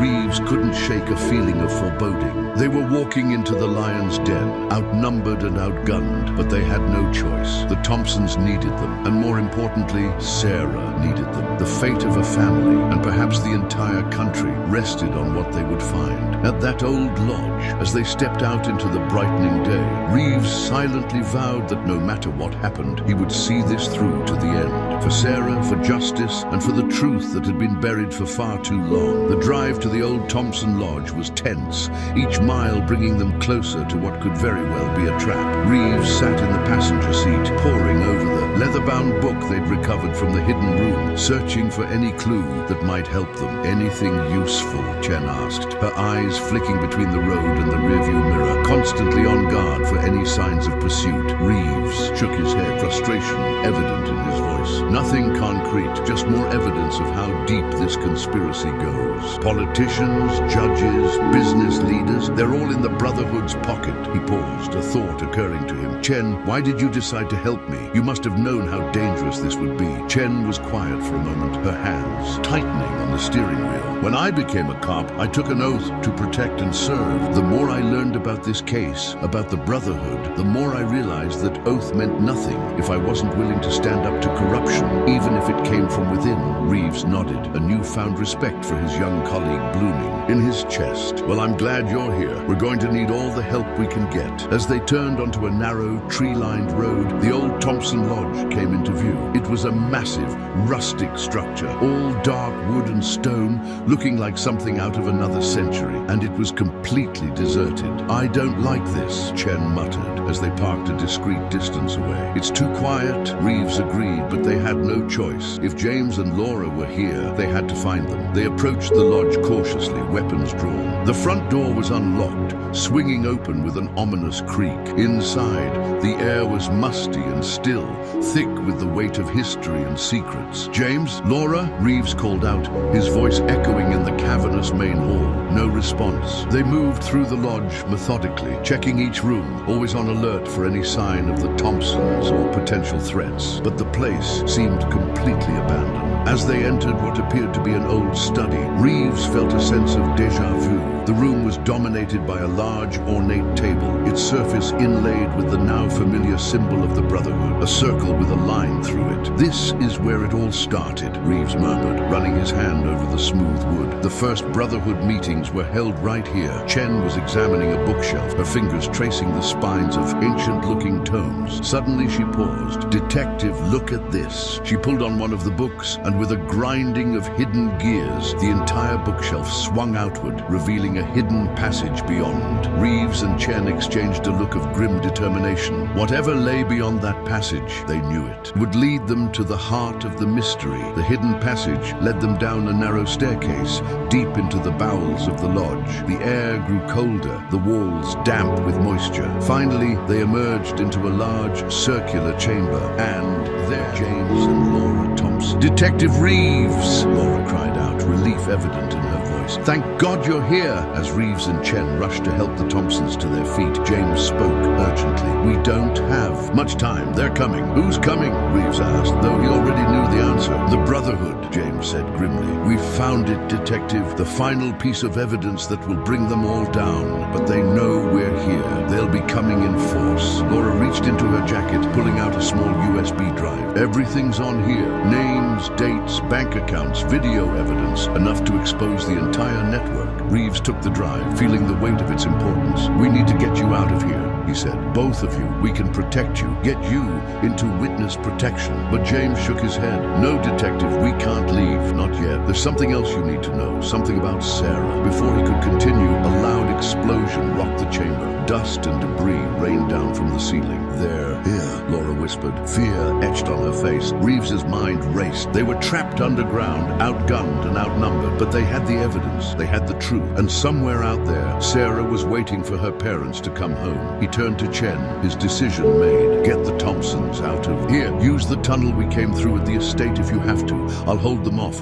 Buy you some time." "No," Chen said firmly. "We're in this together. I'm not leaving you behind." James stepped forward, his face set with determination. "She's right. We started this together. We'll end it together. The Brotherhood ends here today." As if in response to his words, gunfire erupted from the stairway. The Brotherhood had arrived. Reeves, Chen, and the Thompsons took cover behind old stone pillars, returning fire when they could. The chamber echoed with gunshots and shouts, the air thick with gun smoke and dust. In the chaos of the firefight, Reeves found himself next to James. "What were you going to say about Sarah?" he shouted over the din. James's face was grim. "She's not just our daughter, Detective. She's so much more. The Brotherhood, they believe she's some kind of chosen one, that she has abilities, powers they can use." Reeves's mind reeled at this revelation. Powers? What kind of powers? But before James could answer, a new voice cut through the chaos. "Enough!" The gunfire ceased abruptly. From the stairway emerged a figure Reeves recognized from countless news broadcasts and political ads. Senator William Hartley, one of the most powerful men in Washington. "This ends now," Hartley said, his voice carrying an authority that seemed to fill the chamber. "Mr. and Mrs. Thompson, you've led us on quite a chase, but it's over now. Give us the girl and we can all walk away from this." Laura's voice rang, out fierce and protective. "Never! You'll never get your hands on Sarah." Hartley sighed as if dealing with unruly children. "You don't understand. Sarah is the key to everything. With her abilities, we can reshape the world, create a true utopia. Isn't that worth any sacrifice?" Reeves stepped out from behind his pillar,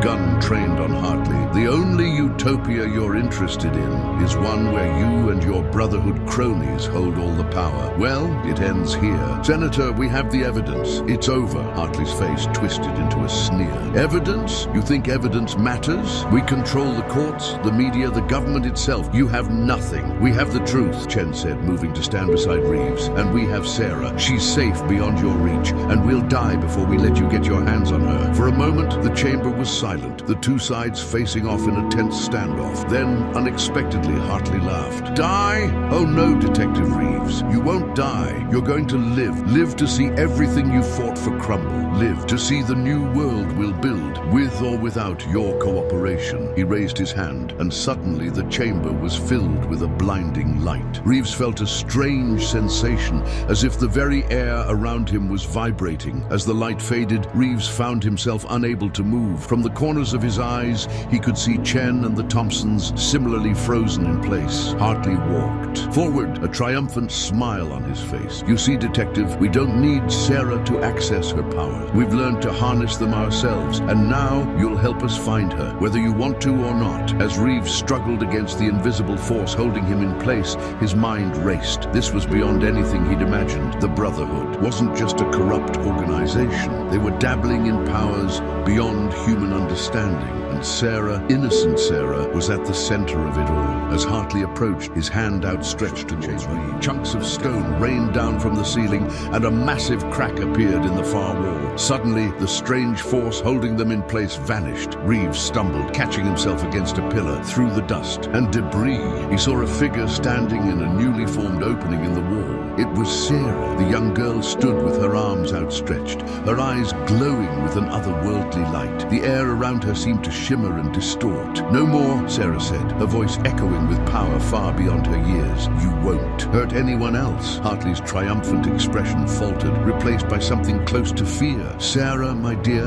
he said, his voice trembling slightly. We've been looking for you. We only want to help you, to guide you. Liar, Sarah shouted, and a wave of invisible force slammed into Hartley, sending him flying across the chamber. Chaos erupted once more. The Brotherhood members opened fire, but their bullets seemed to slow and stop in midair before reaching Sarah. James and Laura rushed to their daughter, wrapping her in a protective embrace. Reeves and Chen provided covering fire, forcing the Brotherhood to take cover. We need to get out of here, Reeves shouted over the din. As if in response, the crack in the wall widened, revealing a tunnel beyond. Sarah turned to Reeves, her eyes still glowing. This way, she said, her voice oddly calm amidst the mayhem. They had no choice but to trust her. Reeves and Chen laid down suppressing fire as the group retreated into the tunnel. As soon as they were through, Sarah raised her hands, and the opening sealed itself, cutting off their pursuers. In the sudden quiet of the tunnel, lit only by the ethereal glow emanating from Sarah, Reeves tried to process what he'd just witnessed. Sarah, he said gently, how did you find us? How did you do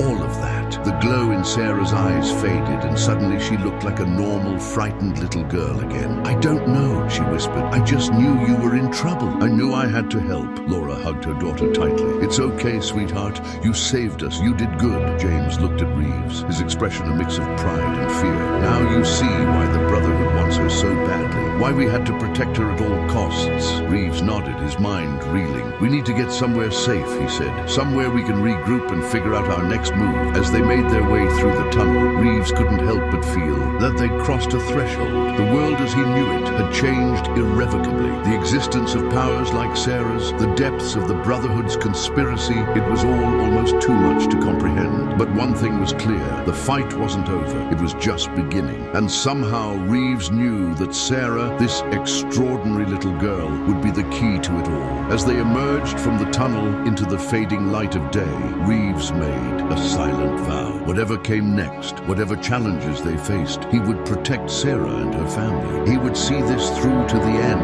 no matter the cost. The truth would come out, the Brotherhood would fall, and maybe, just maybe, they could build a better world in the aftermath. With renewed determination, Reeves led the group towards an uncertain future, knowing that the the greatest battle of their lives lay ahead. The group moved swiftly through the darkening forest, every snapping twig and rustling leaf setting their nerves on edge. Reeves led the way, his gun drawn and ready, while Chen brought up the rear, constantly scanning for signs of pursuit. Between them, James and Laura Thompson huddled protectively around Sarah, whose face was a mask of exhaustion and fear. As they crested a small hill, Reeves held up a hand, signaling the others to stop. In the valley below, partially hidden by trees, sat a small rundown cabin. "We'll rest there for the night," Reeves said, his voice low. "It should be safe enough for now." James nodded, his arms tightening around Sarah. "How can you be sure?" Reeves's expression was grim. "I can't, but we don't have much choice. We all need rest, and Sarah looks like she's about to collapse." As if to emphasize his point, Sarah stumbled slightly, saved from falling only by her mother's quick reflexes. "He's right," Laura said softly. "We need to stop,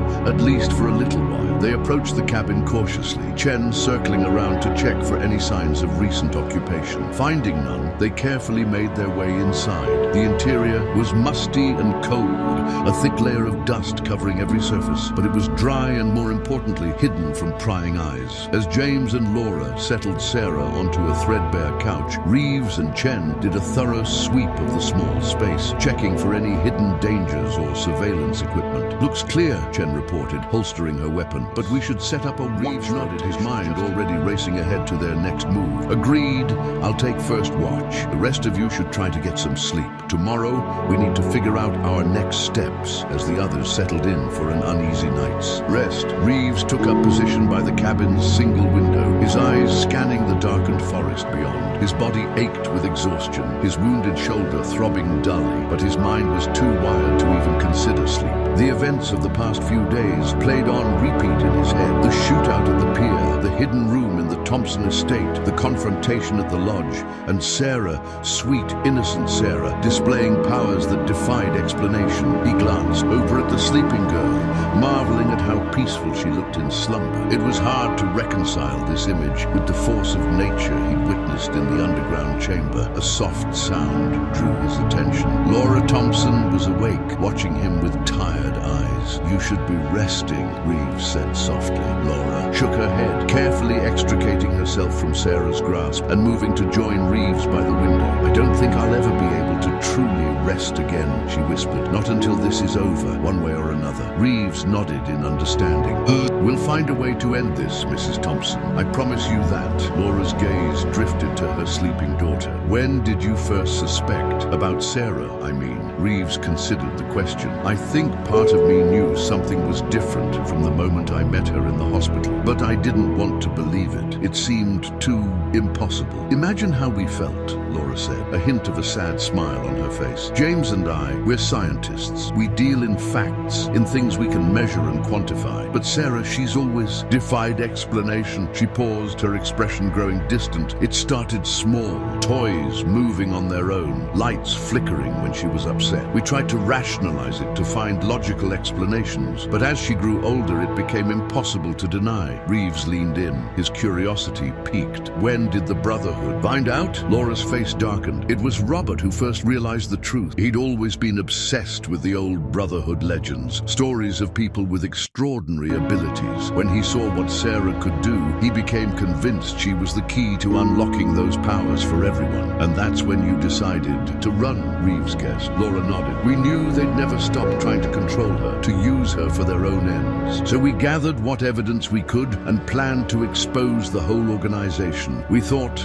naively perhaps, that if we could bring down the Brotherhood, Sarah would be safe." Reeves placed a comforting hand on Laura's shoulder. "You did what you had to do to protect your daughter. No one can fault you for that." Laura's eyes welled with tears. "But we failed her. We couldn't keep her safe. And now she's been forced to use her abilities in ways we never wanted. She's just a child detective. She shouldn't have to bear this burden." Before Reeves could respond, a sharp crack echoed through the forest. Both he and and Laura froze, instinctively ducking away from the window. "Was that?" Laura began, but Reeves cut her off with a sharp gesture. He strained his ears, listening intently. For a long moment, all was silent. Then, faintly, he heard it. The sound of branches breaking underfoot, of muffled voices approaching. "Wake the others," Reeves whispered urgently. "They've found us." Laura moved swiftly, rousing James, Sarah, and Chen. As the group quickly gathered what few belongings they had, Reeves peered cautiously out the window. In the faint moonlight, he could make out dark figures moving through the trees, converging on the cabin. They were surrounded. "We need to move now," Reeves said, his mind racing through their limited options. "There's a back door. If we're quiet, we might be able to slip past them." James shook his head, his face set with grim determination. "No, we can't keep running. Sarah can't keep running." "What are you suggesting?" Chen asked, her hand resting on her holstered weapon. James looked at his daughter, who stared back with a mixture of fear and resolve. "Sarah, honey, do you think you can do what you did back at the lodge? Create a distraction. Give us a chance to get away." Sarah bit her lip, uncertainty clear on her face. I don't know, Dad. I'm not sure how I did it before." Laura knelt beside her daughter, taking Sarah's small hands in her own. "It's okay, sweetheart. You don't have to do anything you're not comfortable with. We'll find another way." But Sarah's expression had changed, a spark of determination igniting in her eyes. "No, Mom, I want to help. I can do this," Reeves felt. A mixture of awe and trepidation as he watched the young girl close her eyes, her face scrunching in concentration. Then, suddenly, the entire cabin began to tremble. Outside, shouts of alarm rose from the Brotherhood agents as the ground beneath their feet began to shake. Trees swayed dangerously, branches snapping and falling. In the distance, a loud crack signaled a larger tree toppling over. "Now!" Reeves shouted, throwing open the cabin door. "Run!" They burst out into chaos. Brotherhood agents stumbled and fell as the earth bucked beneath them. Flashlight beams wavered wildly, creating a disorienting strobe effect in the darkness. Reeves led the way, zigzagging between trees, Chen bringing up the rear with her weapon drawn. James carried Sarah, whose face was pale with exertion but set with determination. They had nearly reached the crest of the hill when a shout rang out behind them. "There! Stop them!" Gunfire erupted, bullets thudding into trees around them. Reeves returned fire, more to keep their pursuers' heads down than with any real hope of hitting them in the darkness. As they crested the hill, Reeves's heart sank. More Brotherhood agents were approaching from the other side, cutting off their escape route. "We're surrounded," Chen called out, her back pressed against a large oak tree as she reloaded her weapon. Reeves looked around desperately, searching for any way out, but there was nowhere left to run. Suddenly, Sarah squirmed out of her father's arms. "I can stop them," she said, her voice eerily calm. Before anyone could react, Sarah stepped forward, placing herself between her family and the approaching agents. She raised her hands, and the air around her began to shimmer and distort. "Sarah, no!" Laura cried out, but it was too late. A wave of invisible force exploded outward from Sarah, knocking the Brotherhood agents off their feet. Trees creaked and groaned, some uprooting entirely. The very air seemed to ripple with power. In the midst of it all stood Sarah, her eyes glowing with that otherworldly light, her small form radiating an energy that seemed to bend reality itself. Reeves watched in awe and terror as Sarah single-handedly turned the tide of the battle. Brotherhood agents scrambled to retreat, their weapons useless against this display of raw power. But as quickly as it had begun, it was over. The glow faded from Sarah's eyes, and she collapsed to the ground, unconscious. "Sarah!" James and Laura cried in unison, rushing to their daughter's side. Reeves and Chen provided cover, watching for any sign that the Brotherhood might regroup and attack again. But the forest had fallen silent, save for the groaning of damaged trees and the distant sound of men in retreat. "Is she okay?" Reeves asked, not daring to take his eyes off their surrounding. Laura looked up, tears streaming down her face. "She's breathing, but she won't wake up. We need to get her to a hospital." Reeves shook his head. "We can't. The Brotherhood will be watching every hospital in the area. We need to find somewhere safe, somewhere off the grid." "I might know a place," Chen said, her eyes scanning the tree line. "An old friend, someone I trust. She has medical training and lives way out in the country. If we can get there, we might be able to help Sarah and regroup." Reeves nodded, making a quick decision. "All right, lead the way, but we need to move fast. I don't know how long we have before they come back with reinforcements." As As James gathered, Sarah in his arms once more, Reeves couldn't help but marvel at the sheer power the young girl had displayed. If the Brotherhood managed to harness that power, to control it, the consequences would be unimaginable. They set off through the forest, moving as quickly and quietly as they could. Reeves brought up the rear, constantly looking over his shoulder, unable to shake the feeling that they were being watched. As the first light of dawn began to peek through the trees, Reeves made a silent vow. He would see this through to the end, no matter the cost. For Sarah, for the Thompsons, and for the truth that had been buried for far too long. The Brotherhood's days were numbered, and Detective Jack Reeves was determined to be the one to bring them down, once and for all. The journey to Chen's friends' house was arduous, each step filled with tension and fear of pursuit. They stuck to back roads and forest paths, avoiding any areas where they might be seen. Sarah remained unconscious in her father's arms, her breathing shallow but steady. As the sun climbed higher in the sky, they finally emerged from the woods. Onto a narrow dirt road, a small,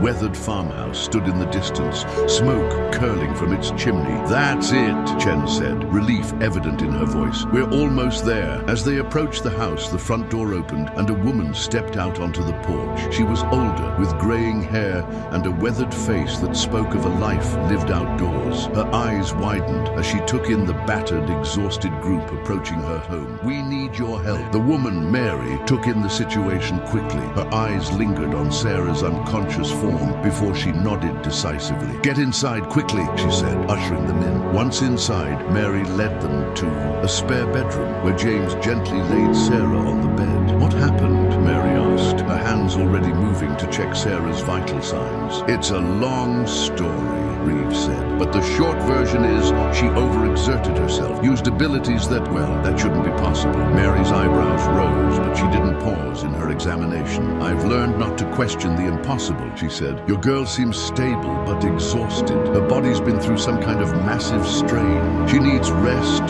fluids, and careful monitoring." Laura sagged with relief, tears springing to her eyes. "Thank you," she whispered. As Mary set about caring for Sarah, Reeves pulled Chen aside. "We need to secure the perimeter," he said in a low voice. "Set up some kind of early warning system in case the Brotherhood tracks us here." Chen nodded. "I'll take care of it. You should rest, Detective. You look like you're about to fall over." Reeves wanted to argue, but the truth was, he was exhausted. The events of the past few days were catching up to him, and he knew he'd be no good to anyone if he couldn't think straight. "All right," he conceded, "but wake me if anything, and I mean anything, seems off." As Chen set about securing the farmhouse, Reeves found a comfortable chair in the corner of Sarah's room. He wanted to be close, just in case. As he settled in, his body finally relaxing, he found his mind drifting to the leather-bound book he'd taken from the hidden room. He pulled it out, flipping through the pages. Most of it was written in some kind of code, but there were occasional passages in plain English. One caught his eye. "The child of two worlds, born of science and spirit, shall be the key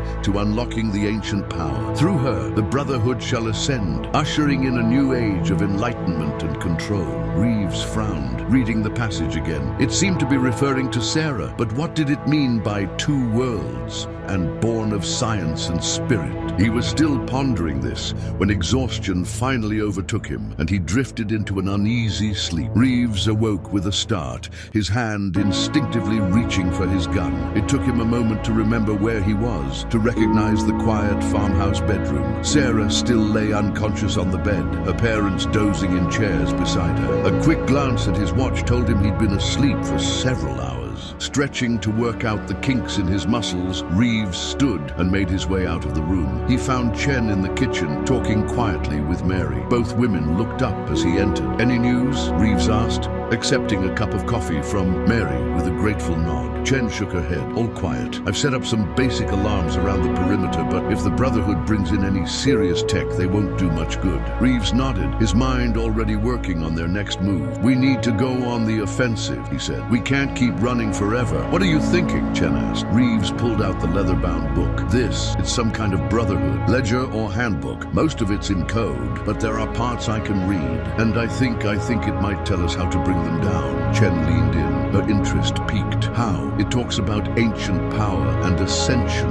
Reeves explained. I think the Brotherhood isn't just after Sarah for her abilities. I think they believe she's the key to giving them all powers like hers. Mary, who had been listening silently, spoke up. And you think if you can figure out their plan, you can stop them? Reeves nodded. Exactly. But to do that, we need to break this code. And for that, we need help. What kind of help? Chen asked. Reeves took a deep breath, knowing his next words would be controversial. We need Robert Thompson. The reaction was immediate. Chen's hand went to her weapon, while Mary took a step back, her eyes wide. Are you insane? Chen hissed. Robert Thompson is the reason we're in this mess. He tried to kill Sarah. Reeves held up a hand, urging calm. I know.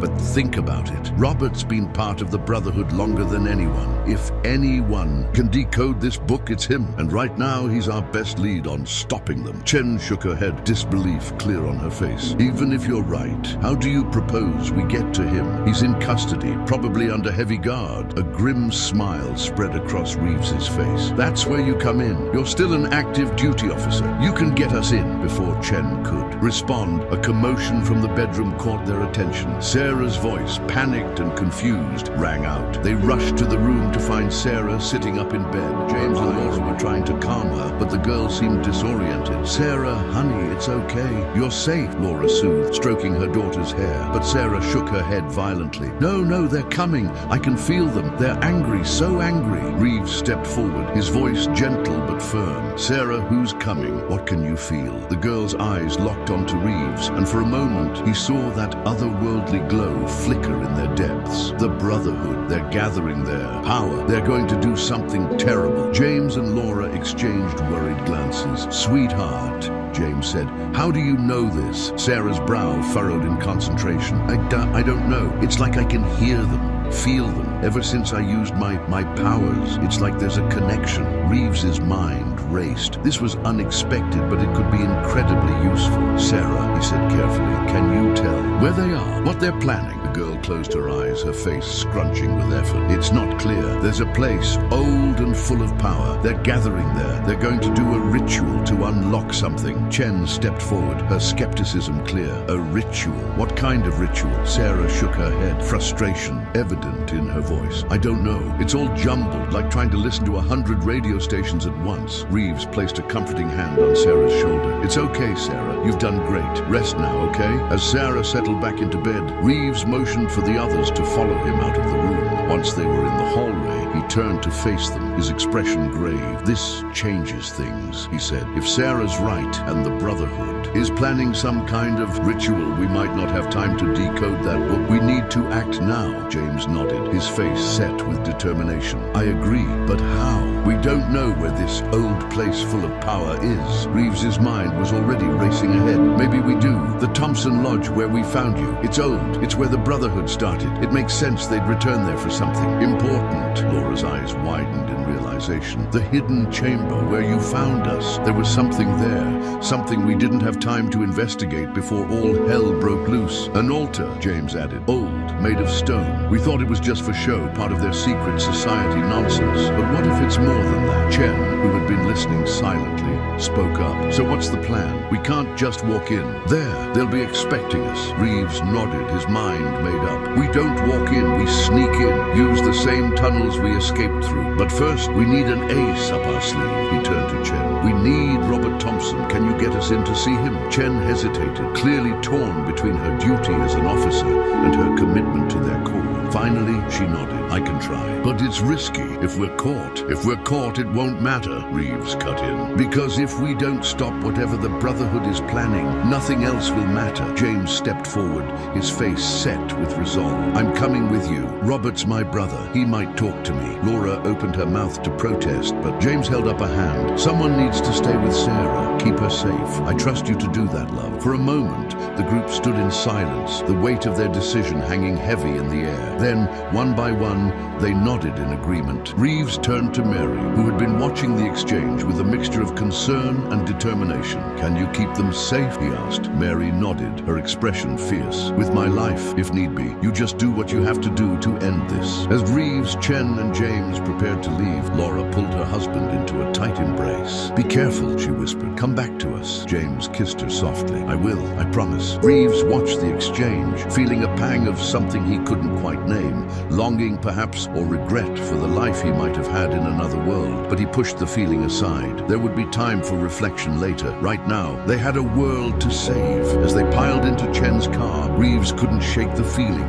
that they were racing against a clock they couldn't see. Whatever the Brotherhood was planning, whatever dark ritual they were preparing, he knew they had to stop it. The fate of Sarah, of the Thompsons, and perhaps of the entire world hung in the balance. And Detective Jack Reeves was determined to see it through to the end, no matter the cost. The drive to the police station where Robert Thompson was being held was tense and silent. Reeves sat in the passenger seat, his mind racing through possible scenarios while James fidgeted nervously. In the back, Chen's knuckles were white on the steering wheel, her eyes constantly flicking to the rearview mirror.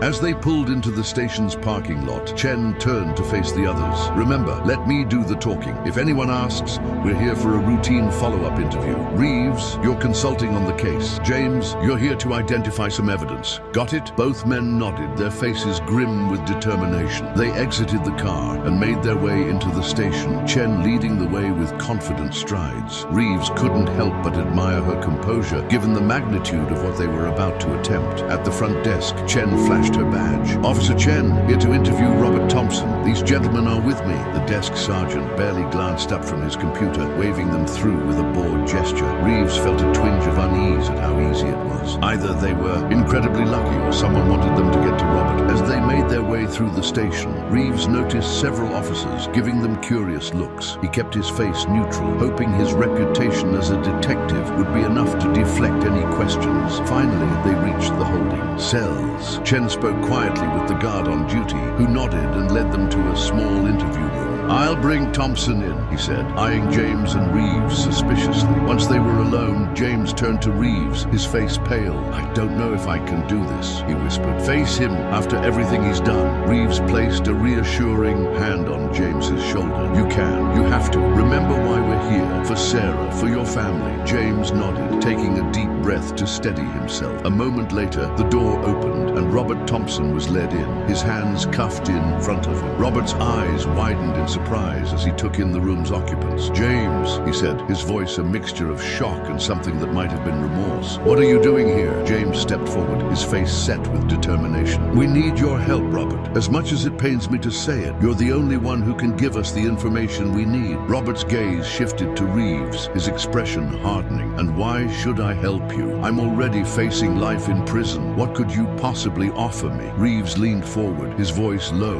and intense. Because if you don't, the Brotherhood will succeed in whatever they're planning. And I think you know that would be catastrophic for everyone, including you. For a long moment, Robert was silent, his eyes darting between Reeves, James, and Chen. Finally, he sighed, seeming to deflate. What do you want to know? Reeves produced the leather-bound book, sliding it across the table. We need to decode this, and we need to know what the Brotherhood is planning. Sarah, she can sense something, a ritual of some kind. At the mention of Sarah's name, Robert's head snapped up, a fierce light in his eyes. Sarah, she's alive, she's safe. James nodded cautiously. No thanks to you, but yes, she's safe for now. Robert's shoulders sagged with what looked like genuine relief. Thank God. I never meant for her to be hurt. You have to believe that, James. James's face hardened. What I believe doesn't matter right now. What matters is stopping whatever the Brotherhood is planning. Are you going to help us or not? Robert stared at the book for a long moment, then nodded. All right, I'll help, but not here. We need to go to the lodge. The answers you're looking for, they're all there. Reeves exchanged a glance with Chen. This was dangerous, potentially a trap, but they were out of options and out of time. Okay, Reeves said finally, but you try anything and I promise you, prison will be the least of your worries. Robert nodded, his face solemn. I understand, but we need to hurry. If Sarah can sense what's coming, we might already be too late.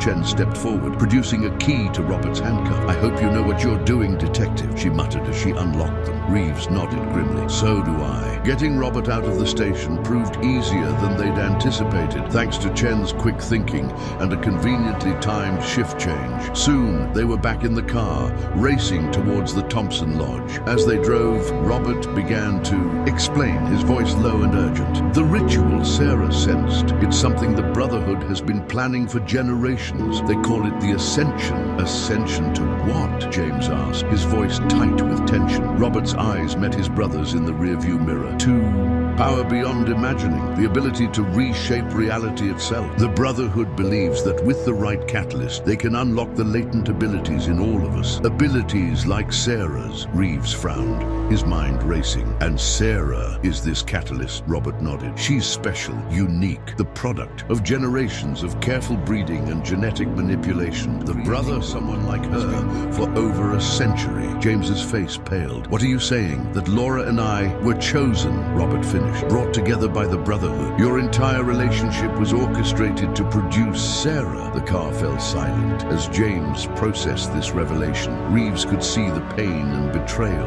written across his face. It doesn't matter, Reeves said finally, breaking the tense silence. Whatever the Brotherhood planned, whatever they think Sarah is, she's still your daughter, and we're going to protect her. James nodded, his resolve visibly strengthening. You're right, nothing changes that. As they neared the lodge, Robert began giving instructions. There's a hidden entrance, one not even the rest of the Brotherhood knows about. It'll take us directly to the ritual chamber. Chen parked in car a safe distance from the lodge, hidden by the dense forest. As they prepared to move out, Reeves turned to Robert. Remember, one wrong move and you'll wish you were back in that cell. Robert nodded, his face grim. I understand, but believe it or not, Detective, I want to stop this as much as you do. I've seen what the Brotherhood is capable of, what they're planning. It's too dangerous for everyone. They moved through the forest silently, Robert leading the way. As they approached the lodge, Reeves could see figures moving about, their shapes dark against the warm glow of firelight from within. The ritual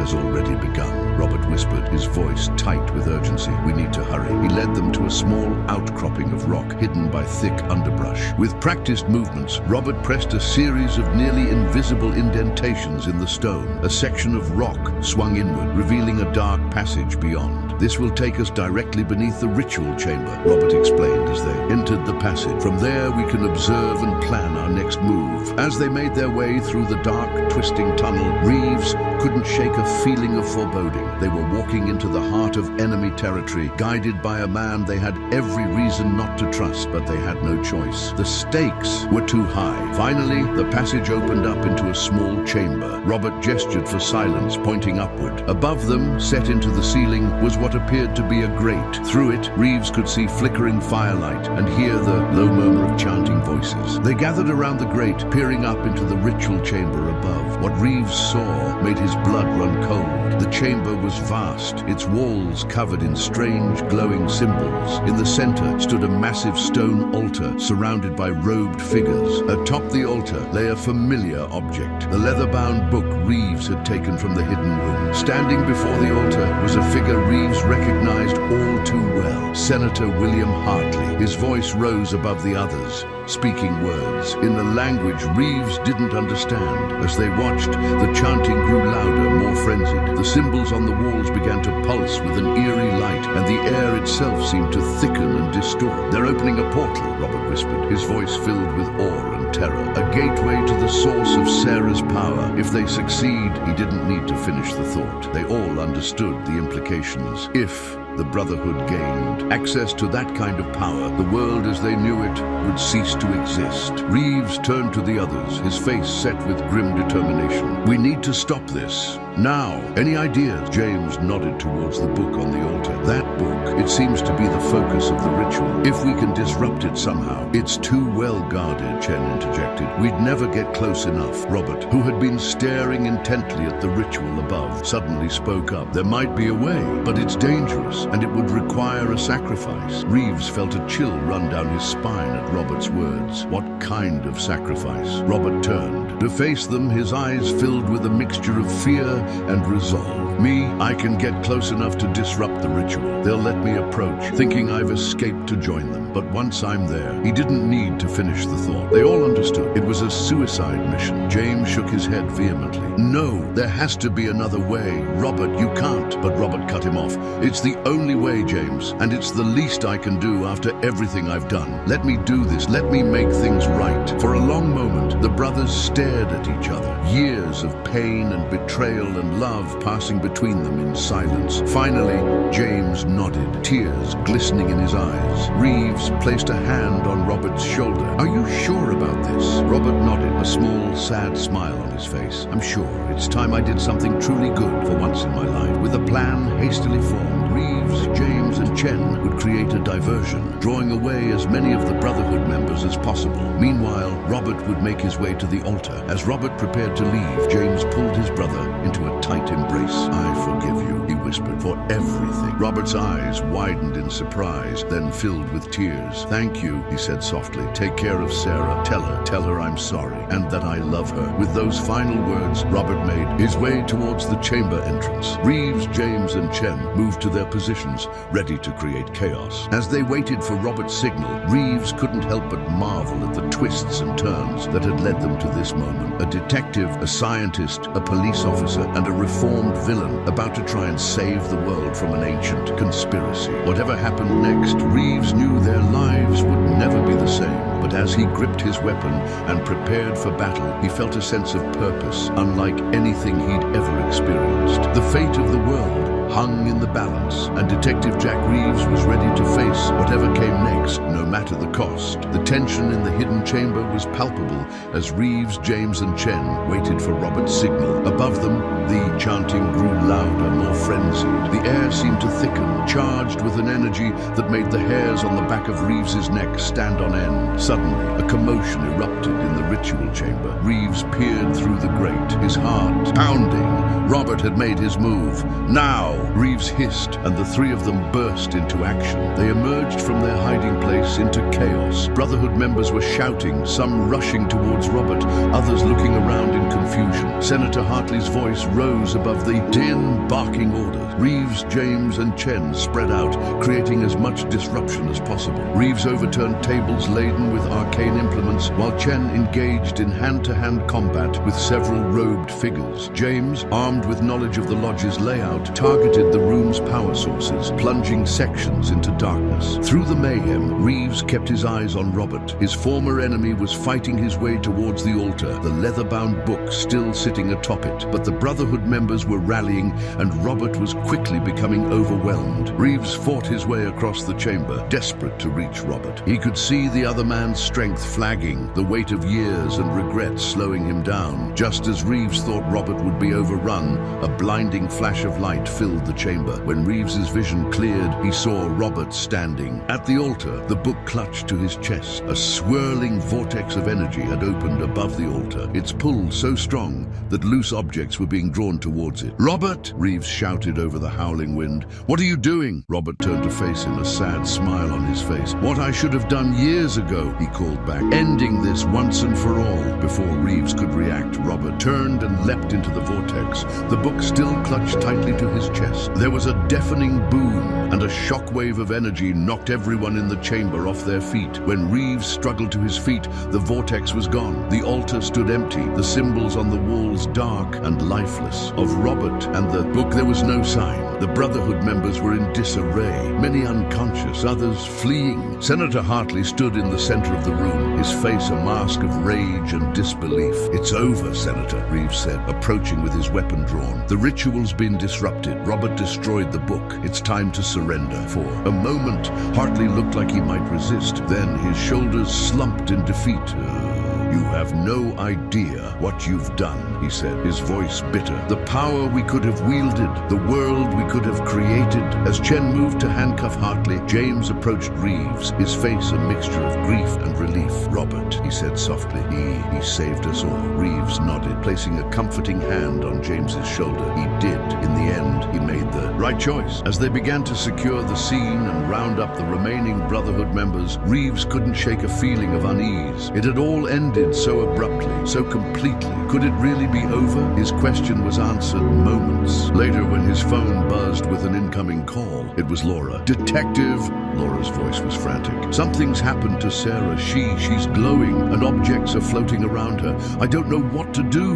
Reeves felt his heart sink. "We're on our way," he said. "Whatever you do, don't let anyone near her. We'll be there as fast as we can." As they raced back to Mary's farmhouse, Reeves filled the others in. James was beside himself with winding country roads as fast as possible. They arrived to find the farmhouse in a state of controlled chaos. Mary was ushering curious neighbors away, spinning a tale about a gas leak. Inside, they found Laura in Sarah's room, watching helplessly as her daughter hovered a foot above her bed, surrounded by a nimbus of softly glowing light. "Sarah!" James cried, rushing to his daughter's side, but as he approached, an invisible force held him back. Sarah's eyes snapped open, but they were no longer the warm brown Reeves remembered. Instead, they glowed with the same ethereal light that surrounded her. When she spoke, her voice seemed to come from everywhere and nowhere at once. "The gateway is open," she said. "The power seeks a vessel." Reeves stepped forward cautiously. "Sarah, can you hear me? It's Detective Reeves. Do you remember me?" Sarah's glowing eyes fixed on him. "The one called Sarah is here, but she is not alone. We are many. We are one. The power of ages flows through us." James and Laura exchanged terrified looks. "What's happening to her?" Laura asked, her voice shaking. Reeves's mind raced, piecing together what he knew of the Brotherhood's ritual and what Robert had told them. I think when Robert disrupted the ritual, he didn't just stop it, he redirected it, and Sarah, being connected to that power somehow, became the focal point. "So what do we do?" Chen asked, her hand hovering near her weapon, unsure of how to handle this unprecedented situation. Reeves took a deep breath, then addressed Sarah, or whatever was speaking through her. "You said the power seeks a vessel. What does that mean?" Sarah's glowing form shifted, objects around the room beginning to orbit her slowly. "The power of creation and destruction, of reality itself, seeks to be wielded. It requires a worthy vessel, one who can channel its full potential." "And you think Sarah is that vessel?" James asked, his voice tight with fear and anger. "She is a beginning," the voice said, "but she is not complete. The vessel must be forged through choice, through sacrifice." Reeves felt a chill run down his spine. What kind of sacrifice? The glowing eyes turned to him once more. A life freely given, a soul to anchor the power, to give it purpose and direction. The room fell silent as the implications of those words sank in. Reeves looked at James and Laura, saw the determination forming on their faces. He knew with a sickening certainty that either of them would willingly sacrifice themselves for their daughter. But before either of them could step forward, Reeves made a decision. He thought of all the lives lost, all the pain caused by the Brotherhood's pursuit of this power. He thought of Sarah, an innocent child caught in the middle of it all, and he thought of his own life dedicated to protecting others. "Take me," he said, his voice steady. "I offer myself as the sacrifice. Use my life to anchor the power, to protect Sarah and ensure it's never misused." "Reeves, no!" Chen cried out, moving to stop him, but an invisible force held her back. Sarah, or the entity speaking through her, regarded Reeves with those glowing eyes. "You understand the cost? Once given, this cannot be undone." Reeves nodded, a sense of calm settling over him. "I understand. I'm ready." "Very well," the voice said. "Approach." As Reeves stepped forward, James grabbed his arm. "Detective, you can't do this. There has to be another way." Reeves gave him a small, sad smile. "There isn't, and it's okay. This is what I'm meant to do. Promise me you'll take care of Sarah, that you'll use whatever knowledge comes from this to do good in the world." James nodded, tears streaming down his face. "I promise." Reeves turned to Chen. "Keep fighting the good fight, officer. Don't let them bury the truth." Chen straightened, giving him a watery salute. "Yes, sir." With a final nod to Laura and Mary, Reeves stepped into the nimbus of light surrounding Sarah. Immediately, he felt an incredible energy course through him. It was pain and ecstasy, knowledge and oblivion all at once. He saw flashes of the past, the present, and possible futures. He saw the Brotherhood's origins, their centuries-long manipulation of events. He saw Sarah's true potential, the good she could do with proper guidance. And he saw his own life, every choice, every moment that had led him to this point, as his consciousness began to fade, merging with the vast well of power. Reeves felt a profound sense of peace. His last conscious thought was a hope, a prayer almost, that his sacrifice would be enough, that Sarah would be safe, that the power would be used for good. Then everything went white. When the light faded, Sarah floated gently back down to her bed. The objects that had been orbiting her settled back into place, and where Detective Jack Reeves had stood, there was nothing but a faint shimmer in the air. For a moment, no one moved or spoke. Once again, their normal warm brown. "Mom? Dad?" she said, her voice small and confused. "What happened? Where's Detective Reeves?" James and Laura rushed to embrace their daughter, tears flowing freely. Chen stood back, her face a mask of shock and grief. Mary moved quietly around the room, setting things to rights with shaking hands. As Sarah's parents explained what had happened as best they could, Chen stepped outside. She needed air, needed to process what she had just witnessed. The night was clear and cool, stars twinkling overhead. Chen looked up at them, wondering if Reeves was up there somewhere, watching over them. It was a fanciful thought, not at all in keeping with her usual pragmatism. But after what she'd seen tonight, she was ready to believe almost anything. Her phone buzzed, startling her out of her reverie. It was a message from the precinct, the Brotherhood members they'd captured. At the lodge were talking, spilling secrets that went back decades. Corruption at the highest levels of government and business was being exposed. The world was about to change in a big way.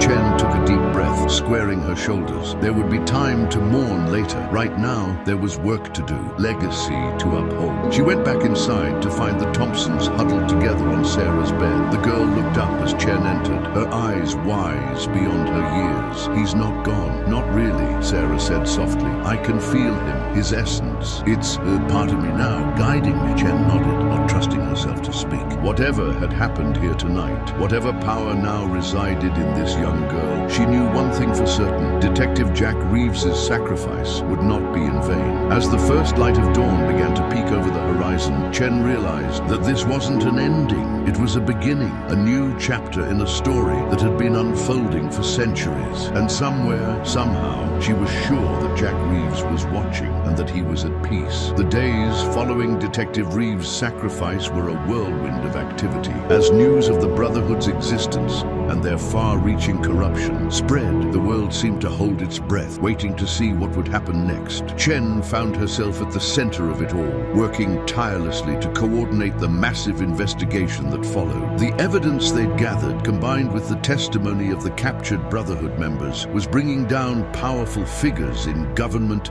business, and law enforcement on an almost hourly basis. But amid the chaos and long hours, Chen couldn't shake the memory of that night at the farmhouse. The image of Reeves stepping into that otherworldly light, sacrificing himself to save Sarah and stop the Brotherhood, haunted her dreams. A week after the events at the lodge, Chen received a call from James Thompson. "We need to talk," he said, his voice tight with urgency. "It's about Sarah." Chen met the Thompsons at a quiet cafe on the outskirts of town. As she approached, and their table, she was struck by how different Sarah looked. The girl sat between her parents, her posture straight, her eyes alert and somehow older. She radiated a quiet confidence that seemed at odds with the traumatized child Chen had last seen. "Officer Chen," Sarah said, her voice carrying a hint of that otherworldly tone Chen remembered from the farmhouse. "Thank you for coming." Chen sat down, her gaze moving between the three Thompsons. "What's going on?" James leaned forward, his voice low. "It's the power, the energy that Reeves sacrificed himself to contain. It's still inside Sarah, growing stronger every day." Laura nodded, her face etched with worry. "She can do things, incredible things, move objects with her mind, see glimpses of the future. But it's more than that. She knows things she couldn't possibly know." Sarah smiled softly. "Detective Reeves is still with me in a way. His memories, his experiences, they're all part of me now. And not just his. I can feel the echoes of countless others, generations of knowledge and power." Chen felt a chill run down her spine. "What does this mean? For Sarah, for all of us?" "It means we have a responsibility." ability, Sarah said, her young voice filled with a gravity that belied her years. The Brotherhood was wrong to try and hoard this power for themselves, to use it for control and domination, but they weren't wrong about its potential to change the world. James nodded, placing a protective hand on his daughter's shoulder. We've been talking, trying to figure out what to do, and we think it's time to go public. Jen's eyes widened in shock. Go public? About Sarah's abilities?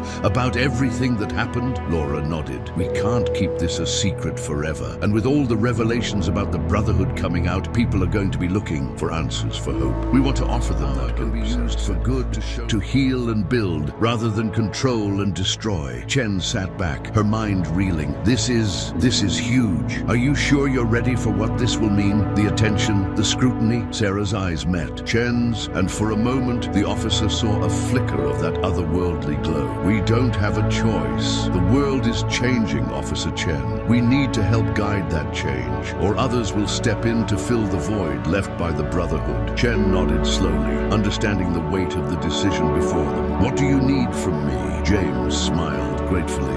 Your support, for one. Your credibility as an officer who was there, who saw what happened, and your help in managing the revelation. We want to do this right, to make sure Sarah is protected. For a long moment, Chen was silent, considering the implications. Finally, she nodded. Okay, I'm in, but we do this carefully, on our terms. As they began to plan, Chen couldn't help but feel a mix of excitement and trepidation. They were about to change the world in ways she could scarcely imagine, and somewhere she was sure Jack Reeves was watching, guiding them still. The next few weeks were a blur of preparation and nervous anticipation. Chen worked closely with the Thompsons, helping to craft their message and coordinate with trusted media contacts. They decided on a gradual approach, starting with a carefully controlled interview and demonstration of Sarah's abilities. The day of the interview dawned clear and bright. Chen arrived at the Thompsons' new home, a secure compound provided by a sympathetic government official to find the place bustling with activity. A small army of PR professionals, security personnel, and media technicians swarmed about, making last-minute preparations. Chen found Sarah in her room, sitting cross-legged on her bed with her eyes closed. As Chen entered, the girl opened her eyes and smiled. Officer Chen, it's time, isn't it? Chen nodded, unable to shake her awe at the calm radiating from this young girl on the verge of changing the world. Are you ready? Sarah stood, smoothing down her simple blue dress. As ready as I'll ever be. Detective Reeves, his memories, they're helping me. He knew how to handle the press, how to present a calm face to the world.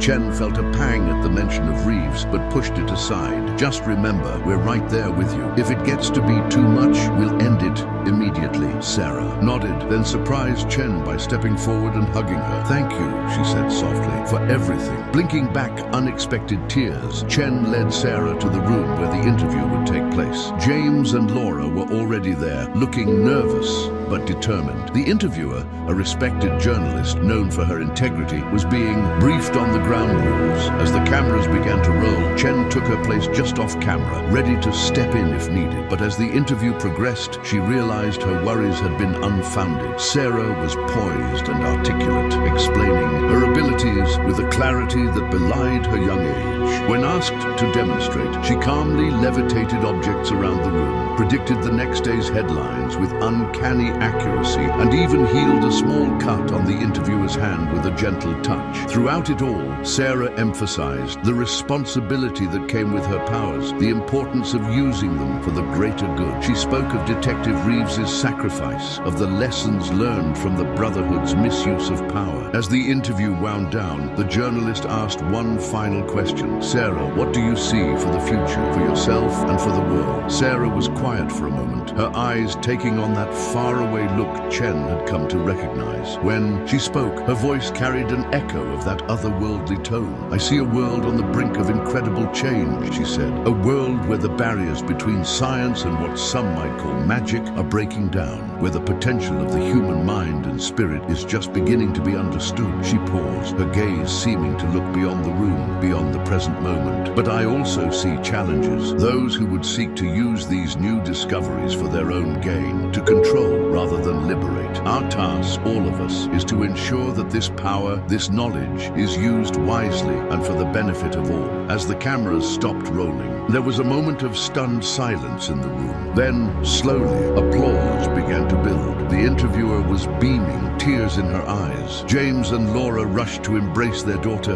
their faces a mix of pride and awe. Chen stood back, watching the scene unfold. She knew that this was just the beginning, that the world would never be the same after today. But looking at Sarah, seeing the wisdom and compassion in those young eyes, she felt a surge of hope. Whatever challenges they bring, Chen knew that they had a guiding light, a beacon of hope in this extraordinary young girl, and with her, the legacy of Jack Reeves and all those who had sacrificed to bring them to this moment would live on. As the room buzzed with excitement and plans for the future, Chen allowed herself a small smile. The world was changing, and they were at the forefront of that change. It was terrifying, exhilarating, and filled with possibility. And somewhere, Chen was certain Jack Reeves was watching, and he was proud. In the months that followed Sarah's revelation to the world, society underwent a transformation unlike anything seen before. The existence of her abilities, coupled with the fall of the Brotherhood, sparked a global reassessment of what was possible. Scientists scrambled to understand the source of Sarah's powers, leading to breakthroughs in fields ranging from quantum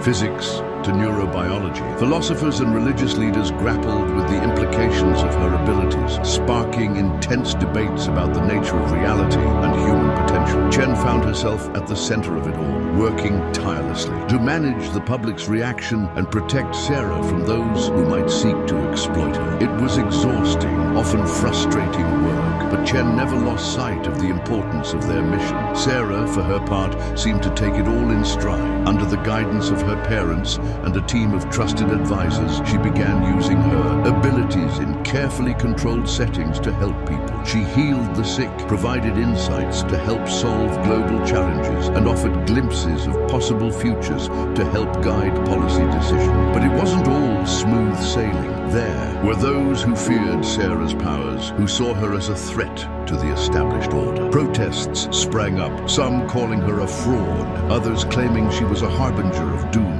Fringe groups attempted to replicate the Brotherhood's rituals, leading to dangerous and sometimes tragic consequences. Through it all, Chen stood firm, drawing on the strength and determination she'd learned from Reeves. She coordinated with law enforcement agencies worldwide, worked to educate the public, and never wavered in her commitment to protecting Sarah and the Thompsons. 1 year after Sarah's public revelation, Chen found herself back at the farmhouse where it had all begun. The Thompsons had decided to hold a small private ceremony to honor Reeves's sacrifice and reflect on the changes of the past year. As Chen approached the house, she saw Sarah standing alone in the field, her eyes closed and face tilted up towards the sun. The girl, now on the cusp of adolescence, seemed to shimmer slightly in the afternoon light. "Officer Chen," Sarah said, without opening her eyes. "I'm glad you came." Chen smiled, no longer surprised by Sarah's ability to sense her presence. "I wouldn't have missed it. How are you holding up?" Sarah opened her eyes, turning to face Chen. In those eyes, Chen could see a wisdom far beyond the girl's years, tempered with a very human vulnerability. "It's been challenging," Sarah admitted. "The weight of everyone's expectations, the constant demands on my time and abilities. Sometimes I wonder if we did the right thing, going public." Chen nodded in understanding. "It's a lot for anyone to handle, let alone someone your age. But for what it's worth, I think you're doing an amazing job." Sarah smiled, a hint of her childlike innocence shining through. "Thank you. I couldn't do it without all of you, you know. Your support, your guidance, and Detective Reeves, his memories. They helped me navigate the complex adult world I've been thrust into." A comfortable silence fell between them as they both thought of Reeves and his sacrifice. After a moment, Sarah spoke again, her voice soft. "He's still with us, you know. Not just in memory, but in a very real sense. His essence, his spirit, it's part of the energy inside me. Sometimes, in quiet moments like this, I can almost hear him." Chen felt a lump form in her throat. What does he say?" Sarah's smile widened. "He says he's proud of us, of you especially, that you've carried on his work, his dedication to truth and justice in ways he never could have imagined." Tears pricked at Chen's eyes, but she blinked them back. "He was a good man, the best I've ever known." Sarah nodded solemnly. "His sacrifice made all of this possible. The good we've done, the lives we've changed, it all traces back to his choice that night." As they stood there, reflecting on the past and contemplating the future, Chen felt a sense of peace settle over her. The world was still changing, still facing challenges and uncertainties. But in this moment, with the sun warm on her face and Sarah's quiet presence beside her, Chen knew that they were on the right path. The ceremony itself was a small, intimate affair. James and Laura had invited her. As the sun began to set, casting long shadows across the farmhouse, they gathered in the very room where Reeves had made his fateful sacrifice. James spoke first, his voice thick with emotion as he recounted the events of that night and the whirlwind year that had followed. Laura followed, expressing her gratitude for Reeves's sacrifice and for the support they'd received in the aftermath. When it was Sarah's turn to speak, a hush fell over the gathered group. She stood in the center of the room, her eyes closed in concentration. Slowly, a soft glow began to emanate from her, filling the room with a warm, comforting light. "Detective Jack Reeves," Sarah began, her voice carrying that otherworldly resonance, "gave his life to save not just me, but all of us. He saw a future where power could be used for the greater good, where the mistakes of the past could be learned from and overcome." As she spoke, the air around her seemed to shimmer and shift. Chen gasped as a faint, translucent image began to form beside Sarah. It was hazy and indistinct, but there was no mistaking the familiar outline of Jack Reeves. "His sacrifice was not an end, but a beginning," Sarah continued, her voice strong and clear. "The power he helped contain and channel lives on, not just in me, but in all of us, in every act of kindness, every step towards justice, every moment. We choose light over darkness. Jack Reeves lives on." The ghostly image of Reeves seemed to smile, nodding in approval before slowly fading away. As the glow around Sarah dimmed, Chen felt a sense of closure she hadn't realized she'd been missing. In the year since Reeves's sacrifice, she'd thrown herself into work, into protecting Sarah and managing the changing world, but she hadn't truly allowed herself to grieve, to process the loss of her mentor and friend. Now, seeing that faint image, hearing Sarah's words, Chen felt the last of her walls crumble. As tears streamed down her face, Chen felt a small hand slip into hers. She looked down to see Sarah smiling up at her, the girl's eyes shining with understanding and compassion. "He's proud of you," Sarah whispered. "We all are." Chen squeezed Sarah's hand, overwhelmed with gratitude and a renewed sense of purpose. As she looked around the room at the faces of those gathered, Chen saw her own emotions reflected back at her. They were all part of something larger than themselves, carrying forward a legacy of hope and positive change. As the ceremony concluded and people began to mingle, sharing memories and hopes for the future, Chen found herself drawn to the window. The night sky was clear, stars twinkling brightly above. She thought of all the changes the past year had brought and all the challenges and opportunities that lay ahead. The world was still grappling with the implications of Sarah's abilities, still adapting to the new realities her existence had unveiled. There were still those who feared change, who would resist the march of progress. But looking at the stars, Chen felt a sense of infinite possibility. Jack Reeves had given his life to set them on this path. It was up to them now, to Sarah, to Chen, to all of those who understood the importance of what was happening, to see it through, to ensure that the power unleashed that night in the farmhouse was used for the betterment of all humanity. As Chen turned back to the room, to the warmth and camaraderie of those gathered, she made a silent vow. She would continue to protect Sarah, to guide and support her as she grew into her abilities. She would work tirelessly to build the better world Reeves had envisioned, the world he had sacrificed everything for, and in doing so, she would ensure that Jack Reeves's legacy lived on, not just in memory, but in the very fabric of the brighter future they were all working to create. The night wore on, filled with laughter, tears, and shared memories. As the gathering began to wind down, Chen found herself once again standing with Sarah, watching as the first light of dawn began to paint the sky. "What do you see when you look to the future, Sarah?" Chen asked softly. Sarah was quiet for a moment, her gaze distant. When she spoke, her voice carried a hint of that otherworldly wisdom. "I see challenges, hardships we've yet to face, but I also see hope, Officer Chen. I see a world coming together, learning to harness the power within all of us. I see Detective Reeves's sacrifice rippling out, touching lives in ways we can't even imagine yet." Chen nodded, feeling a renewed sense of purpose fill her. "Then that's the future we'll work towards together." As the sun rose on a new day, Chen knew that their journey journey was far from over. But with Sarah's guidance, Reeves's memory, and the dedication of all those who understood the importance of their mission, she was certain they would face whatever came next with courage, compassion, and hope. The years that followed, Sarah's abilities continued to grow and evolve, as did the world's understanding of the power she wielded. Scientific breakthroughs inspired by her gifts led to advancements in medicine, technology, and our understanding of the universe itself. Chen remained a constant presence in Sarah's life, acting as both protector and mentor. She watched with pride as the young girl grew into a remarkable young woman, using her abilities with wisdom and compassion.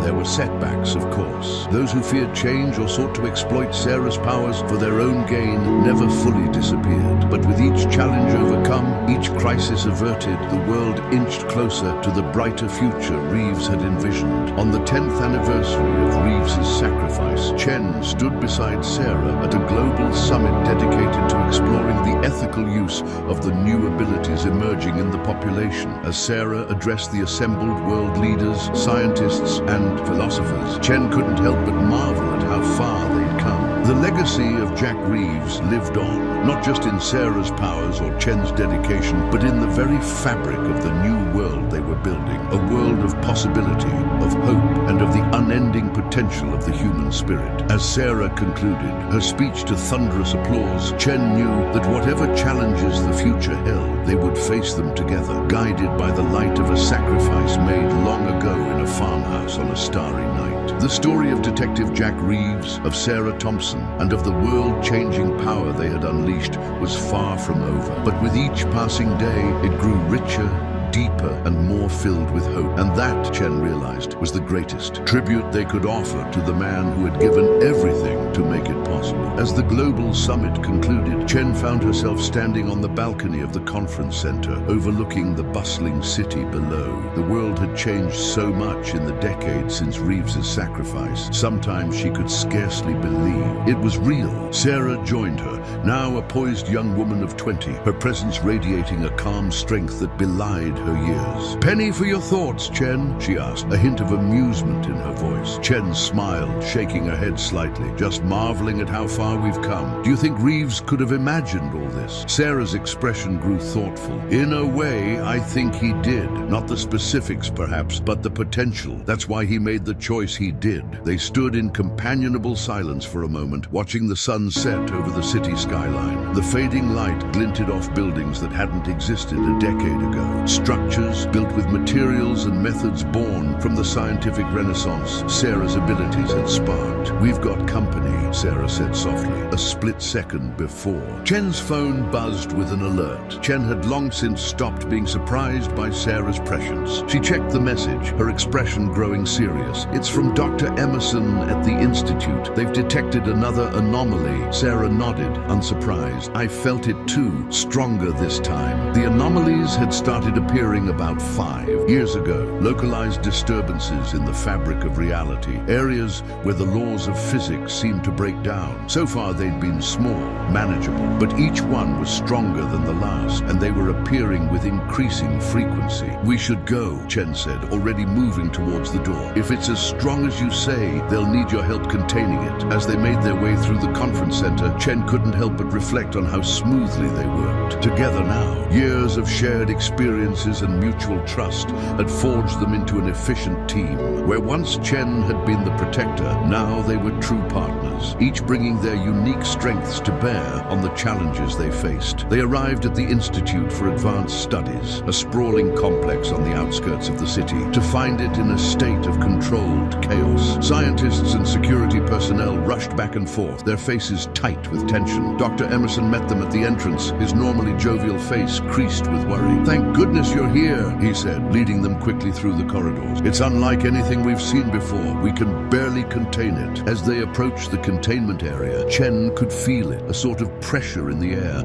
a wrongness that set her teeth on edge. Sarah's face was a mask of concentration, her steps slowing as they got closer. "It's not just an anomaly," Sarah said, her voice tight. "There's something on the other side, something trying to get through." They entered the observation room overlooking the containment chamber. Through the reinforced windows, Chen could see a swirling vortex of energy. Colors that shouldn't exist twisted seemed to eat away at reality itself. The very walls walls of the chamber warping and buckling around it. My God, Chen breathed. What is it? Dr. Emerson shook his head, his eyes never leaving the monitors in front of him. We don't know. Our instruments can't make sense of it. It's as if it's operating on laws of physics we don't understand. Sarah stepped closer to the window, her hand outstretched, as if she could touch the anomaly through the glass. It's a tear, she said softly, a rip in the fabric of our reality, and something is pushing through. As if in response to her words, the anomaly pulsed, expanding violently. Alarms blared as the containment field strained to hold it back. It's breaking through, Dr. Emerson shouted. We can't hold it. Without hesitation, Sarah strode towards the airlock leading into the chamber. Chen moved to stop her, but Sarah held up a hand. I have to, Chen. I'm the only one who can stop this. Chen wanted to argue, to protect Sarah as she had for so many years, but she knew Sarah was right. This was why Reeves had sacrificed himself, why they had worked so hard for so long, for moments like this. Be careful, Chen said, her voice thick with emotion. Sarah nodded, a small smile on her face. Always. As Sarah entered the chamber, the anomaly seemed to react to her presence. The swirling energies coalesced, taking on an almost sentient quality. Sarah raised her hands, her eyes beginning to glow with that now familiar, otherworldly light. The air in the chamber crackled with power as Sarah engaged with the anomaly.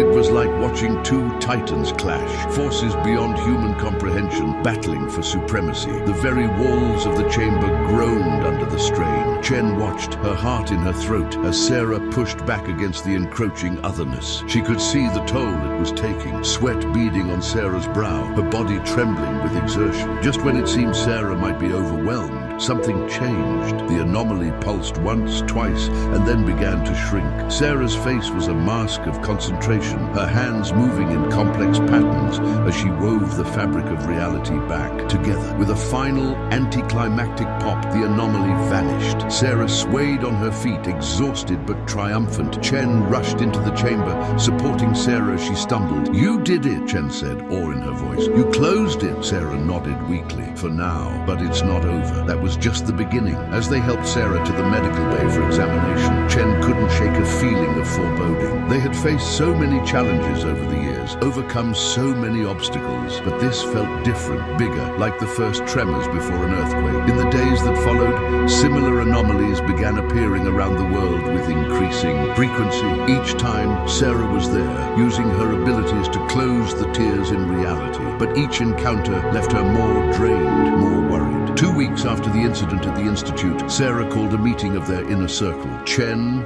Dr. Emerson, Sarah's parents, and a select group of trusted advisors gathered in a secure conference room at the Thompson residence. Sarah stood at the head of the table, her face grave. I've been analyzing the energy signatures from the anomalies, she began, and I've made a discovery. These aren't random occurrences. They're being caused by something or someone. A murmur of concern rippled through the room. Chen leaned forward, her mind racing. Caused by whom? The Brotherhood? Sarah shook her head. No, this is something else entirely, something older, more powerful. I believe it's the source of the power that flows through me, the same power. The Brotherhood sought to control. Dr. Emerson's eyes widened. Are you saying there's some kind of, entity behind all this? Not just one, Sarah said. Many, a whole realm of beings that exist beyond our reality, and they're trying to break through. The room fell silent as the implications of Sarah's words sank in. Chen felt a chill run down her spine. Why? She asked. Why now, after all this time? Sarah's gaze met Chen's, and in that moment, Chen saw the weight of knowledge that Sarah carried. Because of me,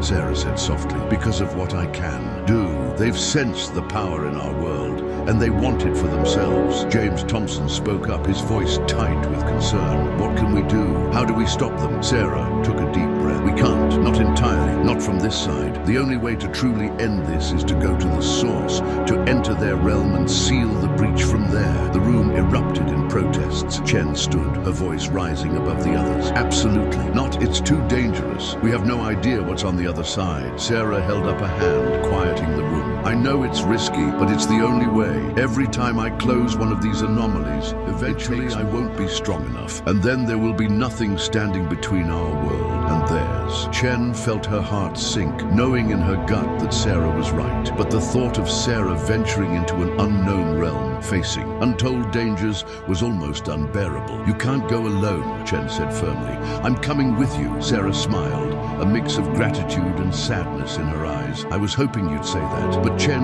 you have to understand, this isn't like anything we've faced before. We might not come back. Chen nodded, her resolve firm. I made a promise to you and to Reeves. Whatever comes, we face it together. As the others in the room began to discuss logistics and preparations, Chen's mind was already racing ahead. They would need specialized equipment, a way to communicate across realities, and they would need a plan for what to do if they didn't return. Later that night, as Chen packed her gear, she found herself thinking of Reeves. What would he say if he could see them now, about to embark on a journey beyond the very boundaries of their reality? She imagined his wry smile, the determined glint in his eye. He would be proud, she thought, proud and worried, and probably insisting on coming along. As dawn broke, Chen met Sarah outside the institute. A small team of scientists and support staff bustled around them, making final preparations. The plan was to use one of the anomalies as a gateway, with Sarah using her abilities to guide them through. James and Laura Thompson stood nearby, their faces a mixture of pride and fear as they said goodbye to their daughter. Chen gave them a reassuring nod. She would protect Sarah with her life, just as she always had. As the anomaly detector began to ping,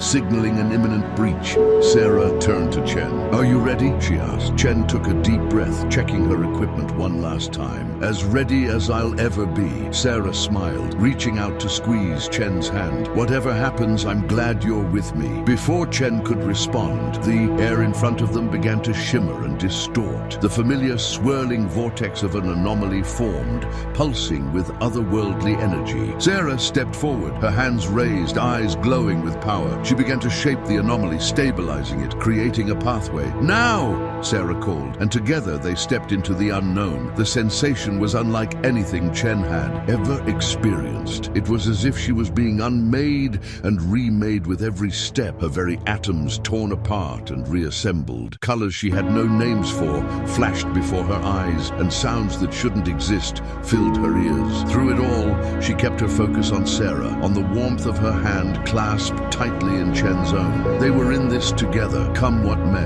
After what felt like an eternity and no time at all, they emerged into somewhere else. Chen blinked, her eyes struggling to make sense of what she was seeing. They stood on what seemed to be a vast plain, but the ground beneath their feet shifted and flowed like liquid. The sky, if it could be called that, was a roiling mass of energy, flashes of what looked like other realities flickering in and out of existence. And in the distance, rising like a mountain but moving like a living thing, was a mass of something. Chen's mind recoiled from it, unable to process its impossible geometry. What is that? She whispered, her voice sounding strange and distorted in this alien atmosphere. Sarah's face was a mask of concentration, her eyes darting back and forth as she took in their surroundings. It's them, she said, the beings behind the anomalies, the source of the power. Mo. As if in response to her words, the mass in the distance shifted, parts of it stretching towards them with impossible speed. Chen raised her weapon for all the good it would do,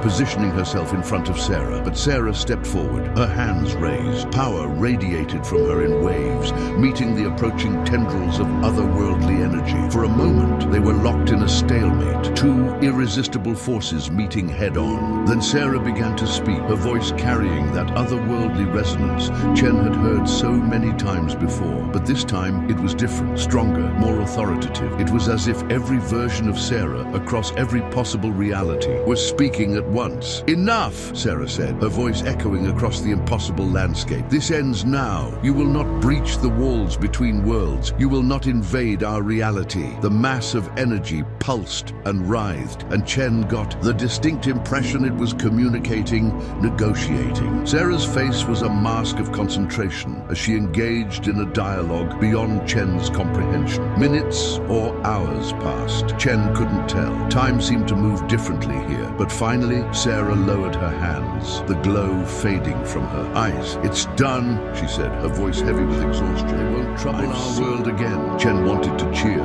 to celebrate their victory, but something in Sarah's tone gave her pause. "What's wrong?" she asked. "What aren't you telling me?" Sarah turned to face her, and Chen was struck by how old her eyes looked in that moment. "To seal the breach," Sarah said softly, "I had to use all of the power. Reeves's sacrifice, the energy of the Brotherhood's ritual, all of it. It's gone now." Chen felt her heart sink as she realized the implications. "Your abilities?" Sarah nodded, a sad smile on her face. "Gone. I'm just me now. Sarah Thompson, ordinary human." Chen pulled Sarah into a fierce hug, her own eyes stinging. With unshed tears, "You were never ordinary, Sarah. Powers or no powers." As they prepared to return to their own reality, Chen couldn't help but wonder what this meant for their future. The world had come to rely on Sarah's abilities, on the advancements they had sparked. How would they move forward now? But as she looked at Sarah, standing tall despite her exhaustion, Chen felt a surge of hope. They had faced impossible odds before. They had changed the world once. They could do it again. Together,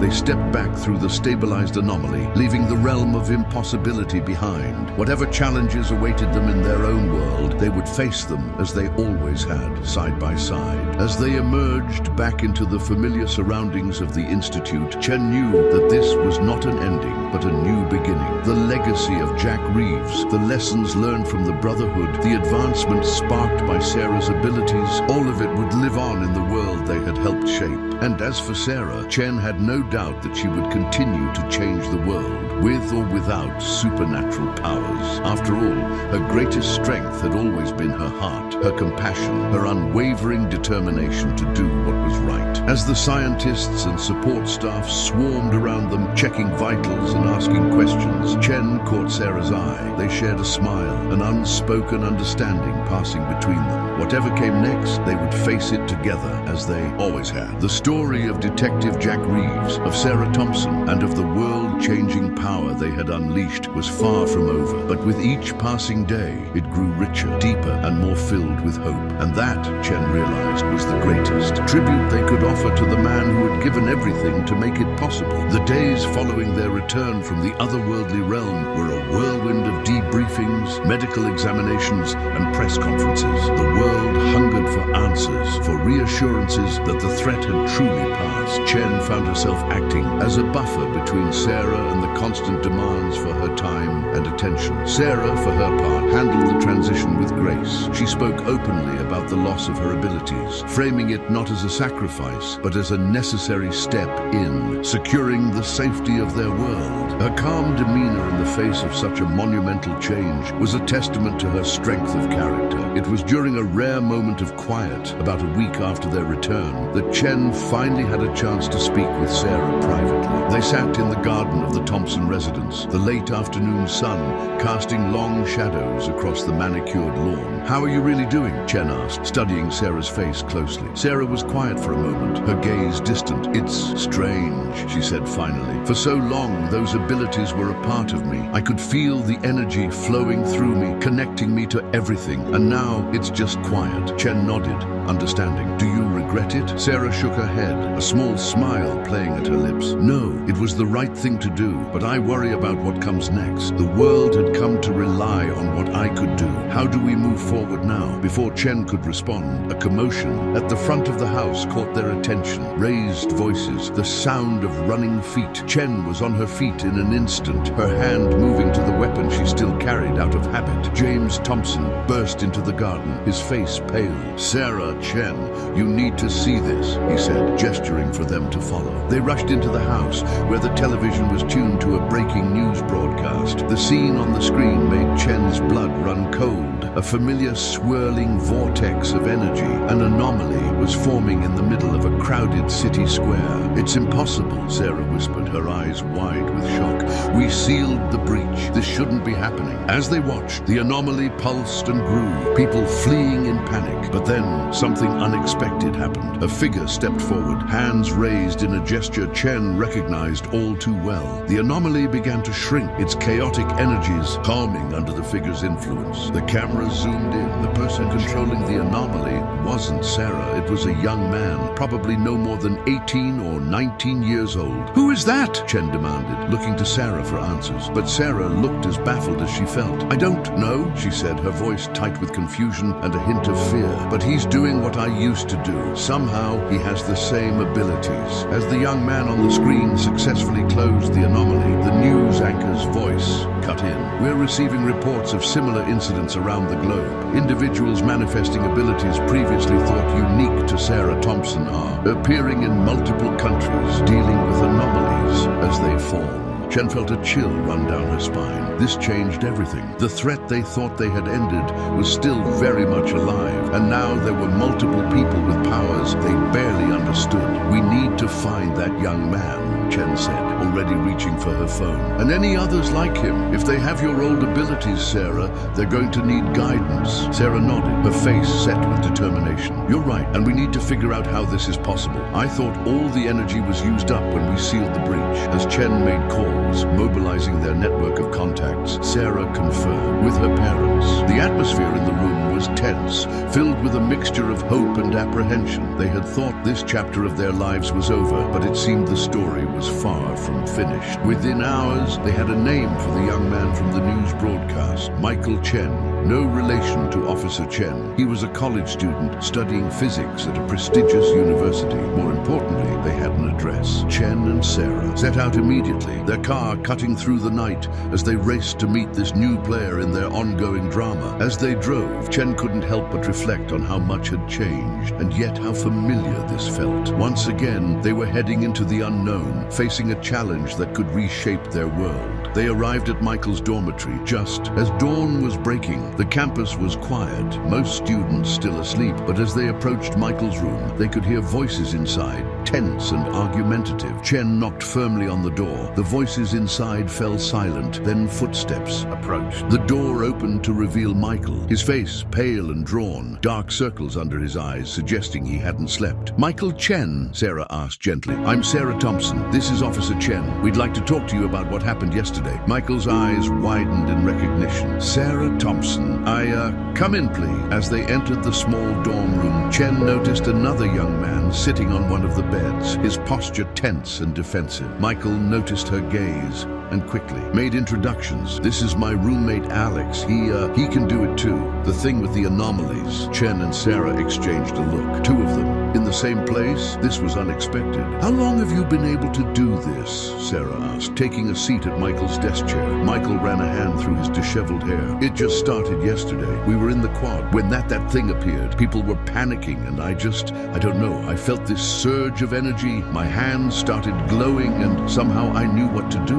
Alex nodded, speaking up for the first time. "Same here. It was like instinct. But how is this possible? We thought you were the only one who could do this stuff." Sarah leaned forward, her face serious. "So did I. But clearly something has changed. Michael, Alex, I know you must be scared and confused, but I want you to know that you're not alone. We're here to help." As Sarah began to explain the history of her abilities, the Brotherhood, and the otherworldly threat they had faced, Chen's mind was racing. If there were two here, how many others were out there? And more importantly, what did this mean for the future? Over the next few weeks, reports continued to pour in from around the world. Dozens, then hundreds of individuals were manifesting abilities similar to Sarah's. Some were using their powers responsibly, helping to close anomalies as they appeared. Others, unfortunately, were not. Chen found herself working around the clock, coordinating with law enforcement agencies worldwide to track and monitor these new powered individuals. Sarah, despite no longer having abilities herself, became a mentor and guide, helping to train those who wanted to use their powers for good. They established a new organization, the Global Anomaly Response Team, GART, with Sarah at its head, and Chen as Chief of Operations. Their headquarters, a repurposed military base, became a hub of activity, part training facility, part research center. It was during a late-night strategy session, about a month after their meeting with Michael, that would change everything once again. Dr. Emerson burst into the conference room, his face flushed with excitement. "We've cracked it. he announced, waving a tablet in the air. "We know why this is happening." All eyes turned to him as he pulled up a complex diagram on the main screen. When Sarah sealed the breach, she didn't just use up the energy, she dispersed it, spread it out across our entire reality. Sarah leaned forward, her brow furrowed in concentration. "But why didn't this happen immediately? Why the delay?" Dr. Emerson's eyes sparkled with the thrill of discovery. "Because it needed a catalyst, the anomalies themselves. Each time one forms, it activates the latent energy in people nearby who have the potential to wield it." Chen felt a chill run down her spine as she realized the implications. "So as long as the anomalies keep appearing, more people will develop abilities," Dr. Emerson finished. "It's an exponential growth curve, and we have no way of knowing who has the potential until they're exposed to an anomaly." The room fell, silent as everyone processed this information. It was Sarah who finally broke the silence, her voice steady and determined. "Then we need to be ready to find these people, train them, guide them, and for those who would misuse these abilities, we need to be prepared to stop them." Chen nodded, already formulating plans in her mind. "We'll need to expand our operations, set up regional training centers, develop protocols for identifying and recruiting potential wielders." As the meeting devolved into a flurry of planning and assignments, Chen couldn't help but feel a mixture of excitement and trepidation. They were standing on the precipice of a new era, one where the extraordinary would become commonplace. In the months that followed, GART grew rapidly, becoming a global force for stability in an increasingly chaotic world. Chen found herself traveling constantly, overseeing the establishment of new facilities, negotiating with governments, and occasionally stepping in to handle crisis situations personally. Sarah, despite her lack of powers, became a beacon of hope and guidance for the newly empowered. Her experiences, her understanding of the responsibilities that came with such abilities, made her an invaluable leader